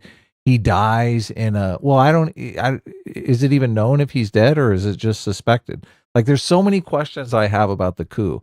Imagine our president faces a violent coup in the middle of a war. Mm-hmm. Like, what? Like, you're going to want to know so many things about that. You have the opportunity to ask all of those questions. How was he able to do this? Why was he motivated to do this? Like, why is the military turning on you? Like, there's a million questions to ask there. That's a None great of point. those were asked. Yeah. Yeah, he didn't ask anything about Prigozhin, which I agree completely. But I don't think he had any desire to, because asking about like his whole narrative that Tucker is going over there is to be like, America shouldn't be involved with Ukraine. It's America's fault. Talking about Prigozhin just that doesn't fit in that narrative whatsoever. It does Yeah, nothing that's the for Tucker. problem. That's Yeah. the problem. And when we're talking about a Western journalist interviewing Putin, like that line of questioning is what people want to hear. What they want to know. This is the problem with having your partisan blinders on when you're interviewing people. Mm-hmm. That interview would be 10 times more viral, where he asks tough questions about Prigozhin than this puff piece. So, anything else, or No, I just thought I just couldn't believe that Putin shit all over Tucker publicly after Tucker did basically what he wanted. And I guess he's just going to get away with it. I don't think anyone who's the Putin simps are going to care. So, what's this last line? Putin also took the opportunity to troll Joe Biden while speaking with Zerbin, saying he would prefer to see the current president reelected than a return of Donald Trump following the November ballot. So I think it's dishonest for Politico to frame it as if he's trolling. Because I don't know, maybe he actually. So if you didn't hear this, Putin said that he prefers Joe Biden as president over Donald Trump. He says that because he's a weak ass piece of shit that he can walk all over. So he says he doesn't think Joe Biden has any cognitive impairment or anything to that effect, and that he thinks he's a good politician, and he prefers to work with him than he's Donald Trump or whatever. So is that true? Is that not true?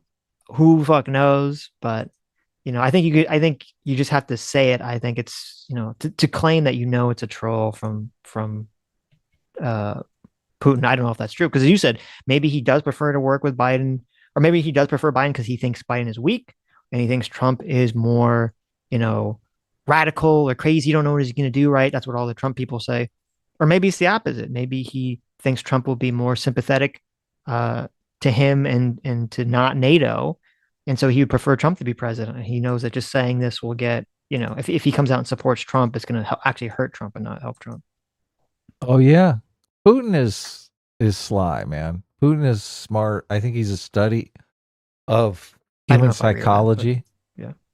Well, just I read the book with I can't remember the guy's name, but he's the oligarch that Putin imprisoned, the oil tycoon. Yeah, I know what you're talking about. Yeah. And he's had many interactions with Putin, so he's basically laid out what he believes Putin's psychology. So if he's wrong, I'm wrong. But he's the one that says Putin is great at basically getting into someone's head and making you think that he supports everything you support.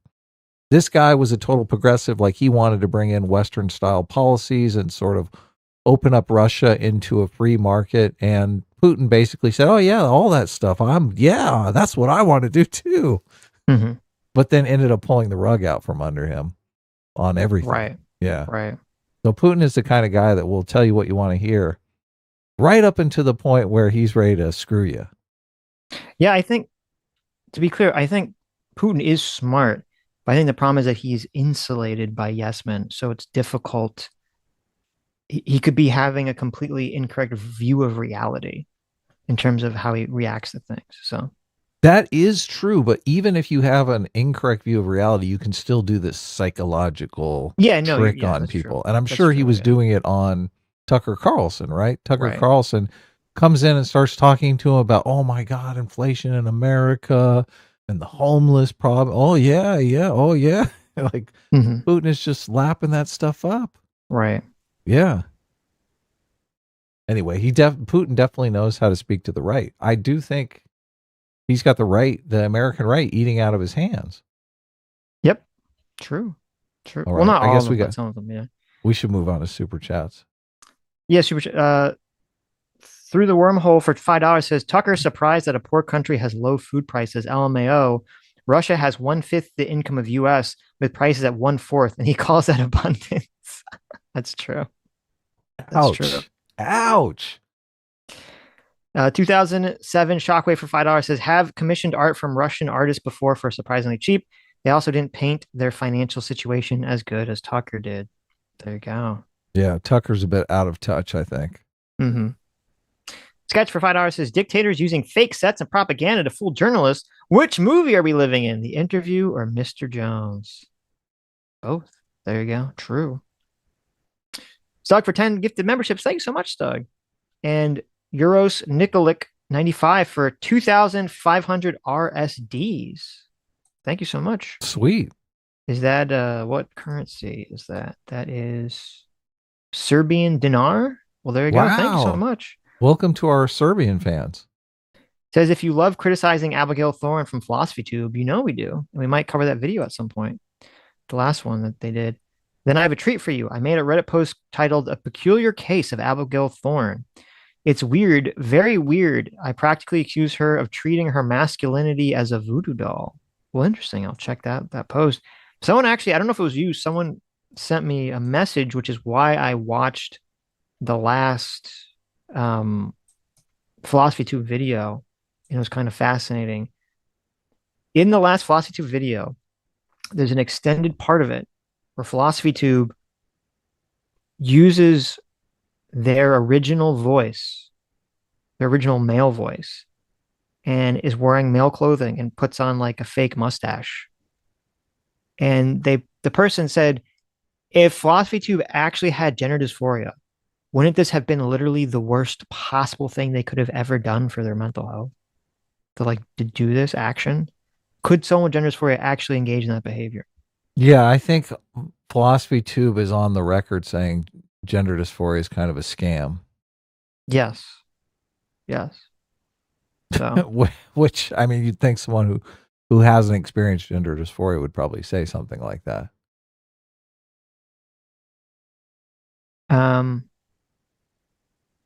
If you think Biden is surrounded by yes men, I think you're a little delusional. I think Biden is being more controlled by the people surrounding him than vice versa. I guess, do you understand how this works? So Putin is a dictator who is basically purges everyone that disagrees with him. The Biden administration is completely different. I think Biden is basically old and enfeebled and is being controlled sort of Weekend at Bernie style by his handlers. So I think you have I don't even know how you can compare those two things. They're complete opposite situations. So yeah, that's a very weird comment. Putin put his political adversary in a plane and shot it down. Right. Yeah, and Biden is complaining that Merrick Garland isn't prosecuting Trump hard enough. So right, yeah. Do you want to talk about that, or do you want to do that story later? We can do it. We have like 15 minutes left. Okay. I can go a little over if you want. Sure. Call. Look, pondering politics. That was not intentional. That was pondering politics for $10 right. Says, how would you fellas grade Garland as AG? There you go. Well, look, pondering politics retweeted this article, and that's why we're going to talk about it. So you want to give the backstory on that? Yeah. So it was interesting. I saw this because I follow Pisco on Twitter. You had retweeted this Nation article by Eli Mistel, who we've covered. I think Eli Mistel is a total buffoon. Oh, crazy. Yeah, insane. And so he wrote this article called Merrick Garland Must Go. Okay. Yeah, but Pondering was, I think, liked this article and thought it was a good article. And you asked Pisco his take, and Pisco defended Garland, saying, no, Garland's doing a good job here. Right. But this article gave me and Sitch just a giant laugh. How literally insane it is. And that's why we wanted to cover it. This article we don't care about Merrick Garland. Right. Give a fuck about this guy. Well, I care a little bit because I actually, we talked about this the other day about why it's important that people have faith in institutions as opposed to just their bosses, and that you need to support the idea, the principles of the ideas. And it's really crazy to me that Eli Mistel writes an article where he literally is chastising the Attorney General of the United States for not being a partisan hack, which is crazy. So here, I'll read some of this. Yeah. What do you want to read? Well, I don't know. I don't remember exactly where the best parts are, but I'll start from the beginning and then we'll kind of work our way through it. There's, if you want to search, there's like the thief part. He calls everyone he calls all the Trump people thieves over and over again, which are funny. But Sure. Go ahead. You read whatever you want and I'll find some quotes for us. Okay. As we wait to see if the Supreme Court will grant Donald Trump another delay in his criminal trial for obstruction of Congress, it's important to remember that Trump may succeed in pushing off proceedings until he can be reelected because of the slow-moving failure of a prosecutor who is otherwise known as Merrick Garland. As we digest the likely Supreme Court ruling that Trump is eligible to stand on the ballot in Colorado and other states, despite the 14th Amendment's prohibition against insurrectionists holding office, so obviously we know where Eli is on that situation. It's important to remember that Garland never charged Trump with sedition or treason or any offense that would have made the court's protection of Trump a little harder to square with the Constitution. Okay, so he's very, very big mad that Trump was not charged with treason. As we are, and this is ridiculous, as we are buffeted by another round of, quote, butthurt email style of articles about President Joe Biden's age by the corporate media. Can you really, that's insane to me. Okay. To think that people actually having a legitimate concern about Joe Biden's age and his memory problems as president is a butthurt email story. Like, no. Are you shitting me?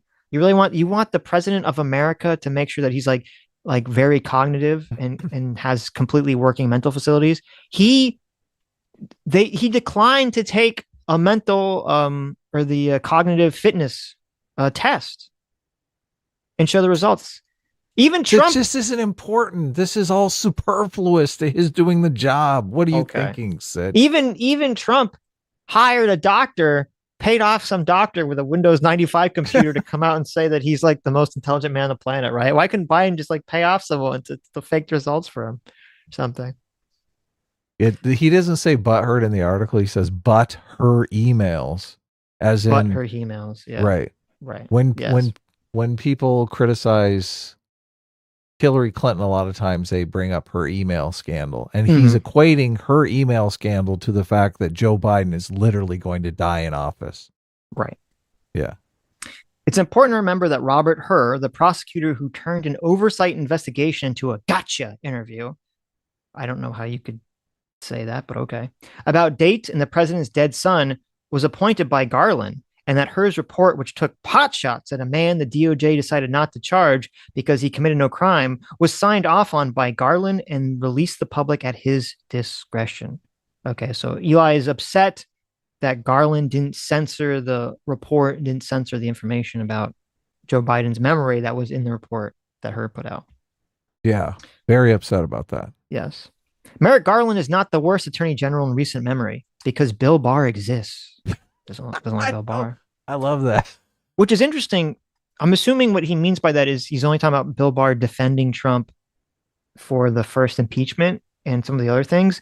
And he doesn't give Bill Barr any credit for coming out against the January 6th stuff and not supporting any of that. Of course not. He doesn't get credit for that. He doesn't get credit for standing up to Trump on January 6th. Look, he's a Republican. Sitch, that's all you need to know. Bro.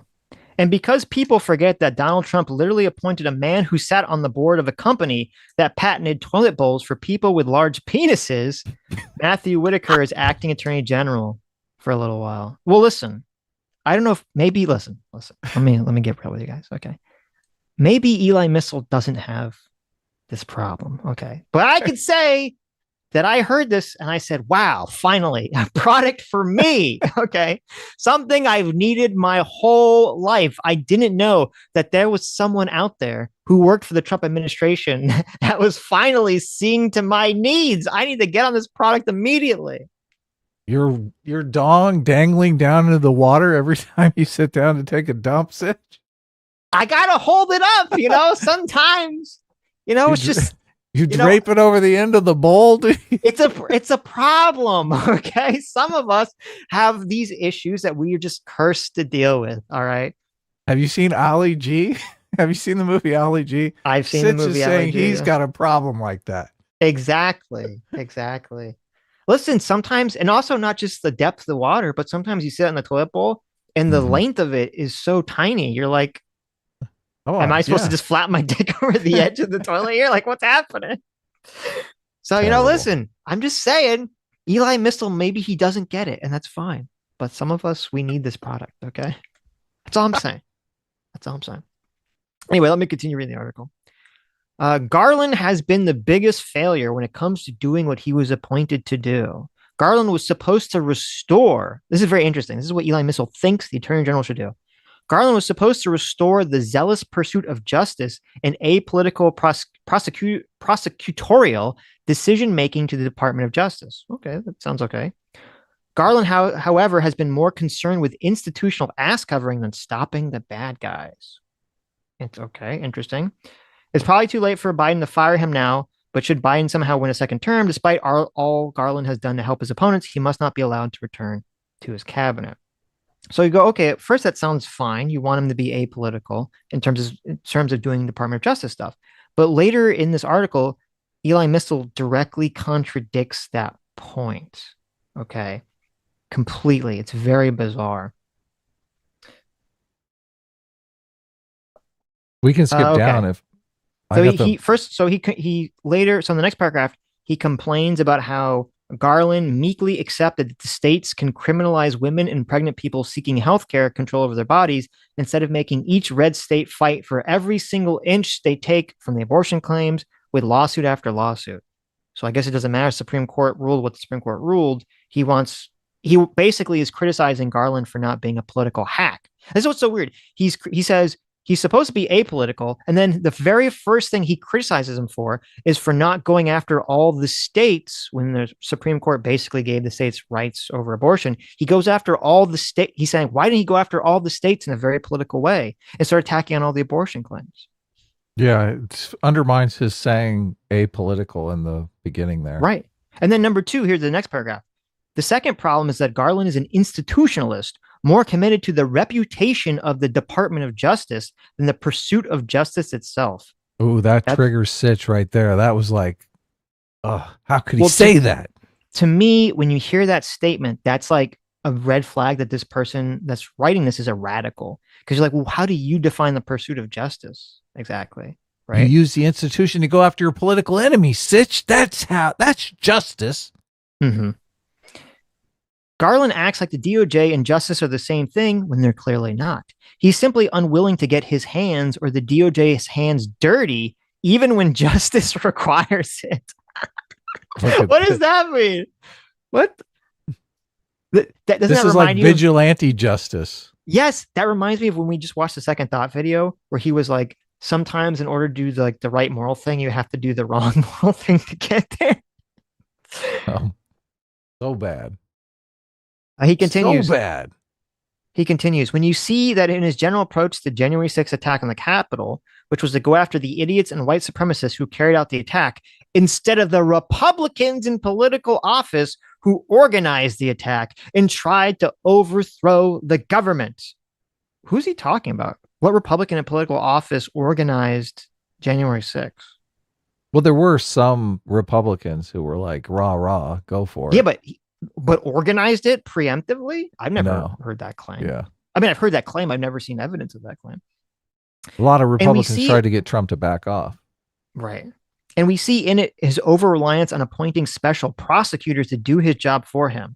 Garland is so desperate to keep the Department of Justice above the political fray that having an R next to your name might as well be a cloak of invisibility. Wow. Okay. Yeah. It's funny because a lot of people on the right are going to just look. They're going to look at Garland and just say he's obviously a stooge of Putin. I mean, of Biden, and not doing anything else. And here we have Eli Mistel saying literally the exact opposite. This leads to Garland's last and most critical flaw. He's so desperate to appear apolitical. I thought that's what he wanted. He's so desperate to appear apolitical that he makes disgustingly political decisions every time it looks like Fox News might become angry with him. We saw this most acutely with the Hunter Biden investigation, Republicans have conducted year-long harassment campaign against Hunter, a private citizen who has never held a government position, to take a pound of political flesh out of his dad. Instead of Garland putting that investigation to an end, as he should have, Garland allowed the investigation to continue so it didn't look like he was playing favorites with his boss's son. That's insane. Yeah. Eli Mistel is complaining that Garland didn't just nix the Hunter Biden investigation. That's disgusting. That would be such an obvious thing, corrupt thing to do, to just say, oh, we're not going to investigate Hunter Biden because, he's Joe Biden's son. Well, Mistel's worried. Mistel is worried that they're actually going to find something. That's why he wants to nix it. Yes. Yeah. Right. It's wild to me. And then he continues saying Garland didn't even have the decency to both sides the problem and start an investigation into Jared Kushner or Ivanka Trump, two presidential family members who did in fact hold government positions, over their possible violations of the Hatch Act. Why? Because that would also look political. Under Merrick Garland, Biden's children can be investigated so as to appear apolitical, but Trump's children can't be investigated so as to appear political. It's maddening. Well, it's a different threat when the president is actually in office and a president that's left office. Obviously, Trump doesn't have the same kind of power, and outside entities wouldn't have the same kind of leverage over his kids now that he's no longer in office. So, all this can be explained very easily. You want to jump down to the... Yeah, what was the other thing you want me to read? If you want to jump down, it's... But then Garland lost his nerve. There's like 3 paragraphs there of complete juiciness. Yeah. But then Garland lost his nerves. And he's talking about the Mar-a-Lago documents case. Instead of prosecuting Trump for mishandling the documents, he brought in a special prosecutor to do that work for him. Again, Garland has no stomach to put his own name on the line when it comes to stopping political, powerful Republicans. So Garland appointed Jack Smith. That has been a lucky call. Smith, unlike Garland, has not shied away from the pursuit of justice, and Garland eventually let Smith take over the January 6th investigation that Garland slow-walked for 2 years. But don't let Smith's competence distract from the fact that the Attorney General and the Department of Justice should be able to prosecute a guy who stole documents from the United States without appointing a special prosecutor. And don't forget that if Garland had started an investigation on Trump over January 6th at roughly the same time the January 6th Select Committee in Congress did, instead of bringing on Smith years later to do it, Trump wouldn't be so close to running out the clock. So it's interesting because the whole point of the special... Keep going. Oh, well, let me say the whole point of the special prosecutor is to try to alleviate the appearance of there being political bias in the investigation. And again, Eli Mistel is just complaining that he's doing the right thing in the situation. Yeah. He says, who cares? Eli Mistel says, who cares about political bias? Right. What's the part you want me to read? The not a thief part?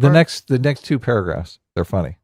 As Trump flopped about claiming he was allowed to steal documents and could declassify them with a thought, all while claiming others had done the same, it came out that Vice President Mike Pence also had some classified documents in his house. When alerted to the fact, Pence gave them back like a normal person who is not a thief, and no charges were warranted. Then we found out that Joe Biden also has documents in his house from when he was vice president. When alerted to this fact, Biden gave them back like a normal person who is not a thief, and no charges were warranted. But Republicans were not satisfied that Biden had been treated the exact same way as Pence, since most men returned the documents when asked. They wanted more scandal. Instead of just telling them no, like a person with a skeletal strength to walk upright, Garland caved and appointed another special prosecutor to investigate Biden, just as he had to investigate Trump. Garland is proof that once a person decides to live on their knees, they get used to it. There you go. Man, he's just throwing Garland under the bus here. He's a spineless knee pad wearer. Yep. There you go. Pretty crazy. So I thought this article was completely unhinged. The whole thing read to me as like a partisan scree from Eli Mistel, who has no way of actually looking at information in any sort of objective way whatsoever. So, yeah, and that's been my experience with him as long as we've been covering him on the show. So, of course, I mean he's a political pundit, partisan hack on MSNBC who's just trying to push a narrative. He's not really pushing, trying to figure out what is accurate or true. Right. Yes. But it is a great way to get people riled up. Right. Get more op-eds in the Nation magazine. Yeah, and I don't know enough about everything Garland has done to like form like what do I think about his overall judgment on things. But I am glad to see that it seems like he's doing these apolitical, nonpartisan behaviors. I think he's handling a lot of these issues correctly in terms of handing them over to special prosecutors, allowing, investigate. I think it is important to investigate Hunter Biden to see if he was, because here's the question. If Hunter Biden was making money off of his father's name, off the idea of selling influence, and then giving his father that own money, I mean, that's a real scandal. That's an issue of corruption that should be, investigated, looked into. And I don't think people can just brush that off. Yeah. No. Yeah. Now, my understanding is that there's no evidence for that, no direct evidence for that yet, but I still think it's fine to investigate. It's the same thing like the Trump-Russia investigation. It turned out there was no there, but it's still worth investigating. So. Yeah, you got to know. Yeah. You got to know. All right, I guess super chats, and we're all done. JMac for $100. Thank you so much, our surrogate father, JMac. Oh my God, that's so great. Thank you so much. Said Sitch, what are we going to do about the Yuffie problem? The fact that high-profile YouTube personality Short Fact Otaku says Yuffie is best girl is emblematic of how serious our societal decay actually is. This degenerate messaging cannot be allowed to take root. I agree. Wow. I agree completely. Yes, if you didn't know, so JMac and I we're talking on Twitter about who is in fact best girl from Final Fantasy VII. Is it Tifa or Aerith? And obviously I'm on Team Tifa, as we all know. And JMac is on Team Aerith or Aerith. But then we had, he made a meme that was showing that, listen, even if we don't agree on this issue, we can all come together and we can all agree that Yuffie is the worst girl. Awful. Only the degenerate losers like Yuffie.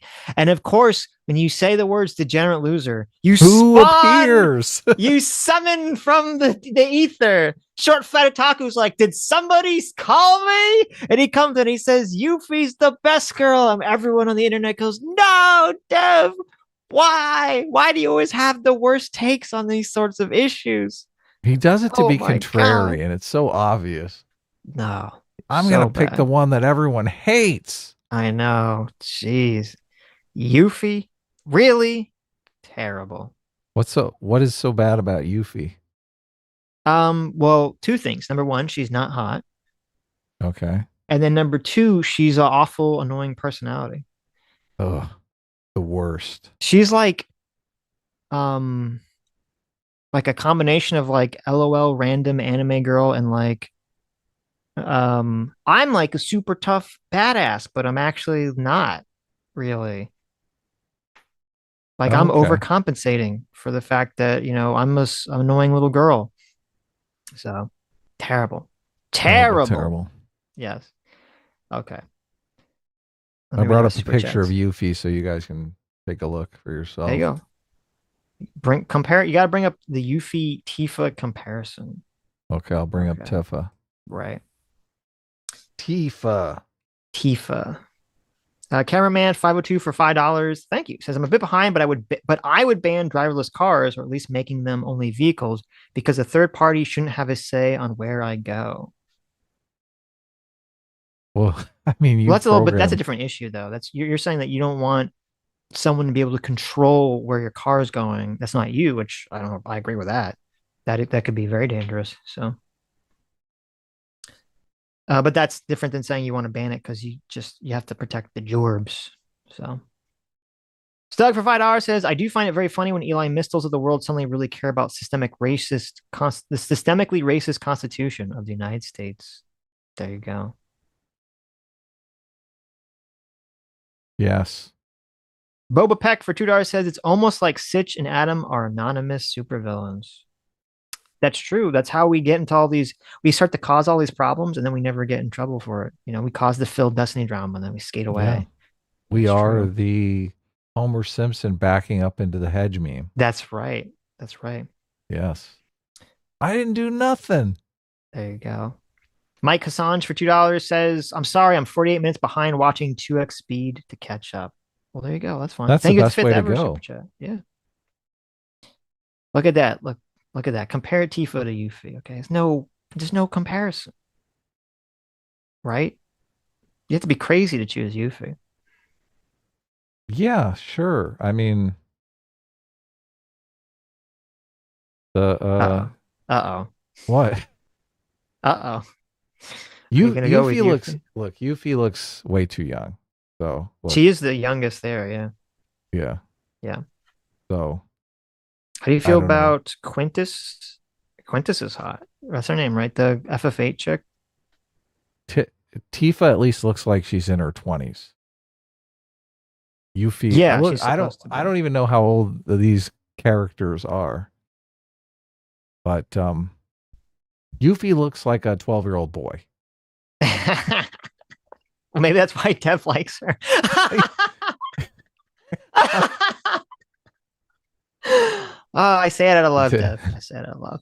Tifa looks like a 22-year-old woman. So Yes. yeah. Quistis? Yeah, I don't know how to say her name. Yeah, Quistis is hot. She's got that the mommy dommy teacher energy going. So let's see. Where was I read these. I kind of read them out of order, so Spencer for 1 month says, thanks to JMac, I can say S-Class is the best class. Thank you. You fellas are doing great. Can't wait for the debate hosting of Carl and James. Also, hi Rags. Well, I don't know if that's going to happen, but Carl did say we'd come on the Sunday show, and Sitch said that'd be cool, and I want him on. yeah, but we're not obviously, going to be hosting the debate between him and James. No, we're going to be talking to him ourselves. So Dialogue always. It's the real dialogue always, actually, this time. For $5, says Adam, is there a way to present a common dynamic of a particular group that you wouldn't see as stereotyping? that dialogue always asking that Yes. is there a commonality between groups? I mean, you could argue skin No. color is a commonality. He's saying, but is there a way to present a common dynamic that exists in a particular group that you would not classify as stereotyping?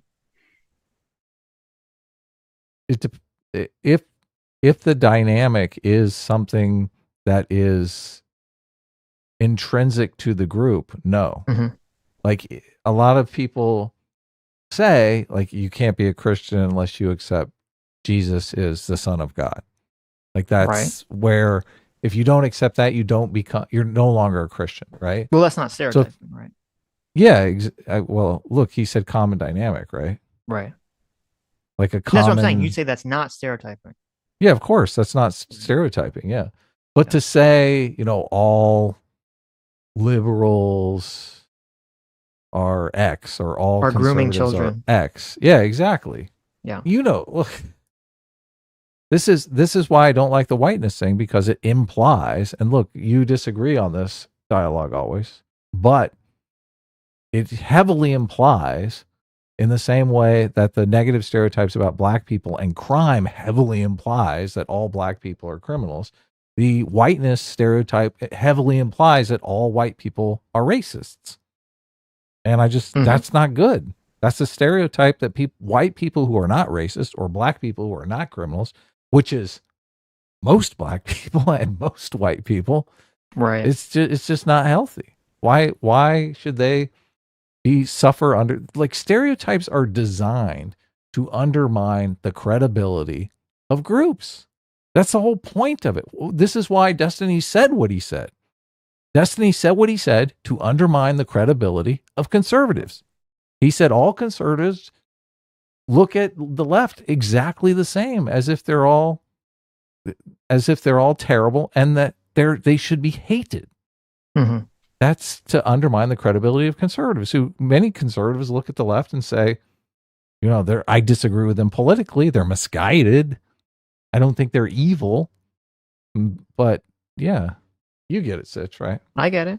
Seems obvious. But a lot of people love stereotypes, and I get it. I completely disagree. They're bad, and it's hard work to avoid them. But I think modern Western society is built on avoiding stereotypes. Moondoggy for $5 says, Adam, please put up Lulu from Final Fantasy X if we're putting up Final Fantasy women. Lulu. Okay. There you go. That's what started everyone's goth girl fetish. Final Fantasy X, huh? Where you just put FFX and then Lulu, and it'll come up. Oh, yeah. She's on the cover of Supervillains Anonymous. She is, yeah. That's true. Sitch is like, yeah, here's one to put on the cover. Make sure you get this one on there. Make sure you get this one in, yeah. True. Hayden Dill, for 19 months of discipline equals freedom. Thank you so much. Says, come on, guys. Uh-oh. I said thank you so much too quickly. Come on, guys. We all know the perfect ship for Sitch is none other than Katie. Oh, yes. Oh, God. Remember when we tried to set Sitch up with Katie? That's the worst, Sitch. Hayden, what the hell? But with all these people Sitch is dating, apparently, who will be left for me? Not Doomer. He is more of a side girl. There you go. There you go. This is so fun. I don't all like the this. girls we've tried to set Sitch up with. I know. Everyone wants a piece. I get it's fun. It's a lot of fun. Thos Apprentice for $2 says, did you see the Lotus Eaters are anti-surrogate? I didn't see that, but I'm not even remotely surprised by that position. So, well, we can talk about that on Sunday. Maybe we're gonna have the official Lotus Eater on. Right. I can't believe of all the pictures of Lulu you could have brought up, that's the one you chose. Well, what's the matter with this one? I mean, nothing. It's just like, look, I have a naked one here on my desktop. Let me. Yeah, exactly. Exactly. You want one of these big cleavage ones? Is that the one that you're going for? Obviously. So listen, the programmers of Final Fantasy X knew what they're doing. So if you never played a Final Fantasy game, whenever you would win, and especially in the older games, that was like a turn-based combat. When you'd win, every character had a victory pose that they would do. Okay, like Cloud's very famous victory poses, he would swing his giant sword around, and then they put it behind his back. Lulu's victory pose in Final Fantasy X was literally just her bending over so you could look at her cleavage, and the camera zooming in on her tits. To bow down here. Here's the victory pose, right? That was literally just her victory pose. It's just like whoop, and you're like, all right, I guess this is what we're doing now. How is this victory? Whose victory? Yours or hers? I mean, the player, right? You won, so you get a little treat, right? There you go. There you go. So, Sitch, this is a family-friendly show. That's why I didn't bring that up. This is not a family-friendly show. What are you talking about? Well, when you talk about your dong swimming around in the toilet, I guess it's not really a family. Listen, some of us, we have issues and need larger toilets to compensate for our, larger status. Okay. Isn't it funny? I mean, that would get annoying if your dong was hanging down in the water all the time. Come on. People need a workaround, a design workaround, right? Right. Mm-hmm. Become the Knight. Thank you so much for the $10. Says just showing love. Thank you. Become the Knight. Yeah, thanks. There you go. Sammy G says, "Where's the equality? Put the real best girl on screen." Cloud Stripe. There you go. No! Now I have to look up another one. Don't look up Cloud. Is that the ugly Cloud's one? that's the guy. It's the main character. Oh, there's a part where he dresses up in drag. So, the real Katie. This is the real Katie for $2. Says, Sitch, you lug. I know you tried to hide from me yesterday, but now that Vosh has moved over to the lolly side, he won't have me. That means it's all up to you now. Oh. Wow, terrible. Sick. But then the real aristocracy also chimed in. Wow, really, the real aristocracy. Says, don't listen to her, Sitch. We're both of the tribe. That means you have to ignore her and focus on me. Only together can we see Israel be freed from progressives. There you go. There you go. Oh, wait a minute. Who's fighting in the super chats? That was aristocracy, the real aristocracy. But Katie's Jewish as well, so. That is true. Yeah, what's going on? And Israeli, yeah. There you go. I guess aristocracy didn't know that. Or the person pretending to be aristocracy didn't. Oh, but wait a minute. Now we know who was really behind these posts. Academic agent. There he is. Academic agent for $2. Thank you so much. Says, Sitch, ignore those hussies. we both know that you and I have the greatest history. Only I can ask you the real JQ. Will you be my Valentine? There you go. Wow. There you go. Thank you, academic agent. As always, it's a pleasure. Whackers. Solodoge for $2 says, Adam, it's okay. If Sitch runs for president, I'll be there to tease him the whole way. But neither of us have to worry about that because we all know Sitch is the biggest support. We all know Sitch is the biggest supporter for CP24. That's right. It's all about CP 2024. No, I do not support Calvin Pafford in 2024. Unequivocally, I deny and denounce CP and Calvin Pafford. Okay. Both in the same breath. I thought you got a bunch of campaign contributions from Bosch when he was campaigning to CP 2024, when he was contributing. That didn't happen. What are you going to do? About. That's fake news. That never. You're going to have to give all that money back to Bosch now. Listen, if you don't know how to take money from someone and then do the exact opposite of what they want, then you're not ready for politics. Then you're not ready for politics. Yeah. So there you go. That's why Anna doesn't want to get into politics right there. Exactly. She's not ready. She's not ready. Okay. Anything else, Adam? Is that it? Nice. That's it. Look at this. We're only 20 minutes behind. So I guess we're going to stream tomorrow morning at noon Eastern time. Yeah, 9 a.m. my time, noon your time. Right. Be a little early. And we might have a guest on. That's Vanessa right. from the chat might come on. There you go. And Christian Baller is going to come on eventually. We're kind of playing it by ear when there's going to be like a slow news day. So, right. But this was great. Sitch. Yep. What's our official outro for the show now? You'll see us next time, the same kablam time at the same kablam place, even though it's 2 hours earlier. So it's not the same kablam time. Nice. Later. Bye-bye.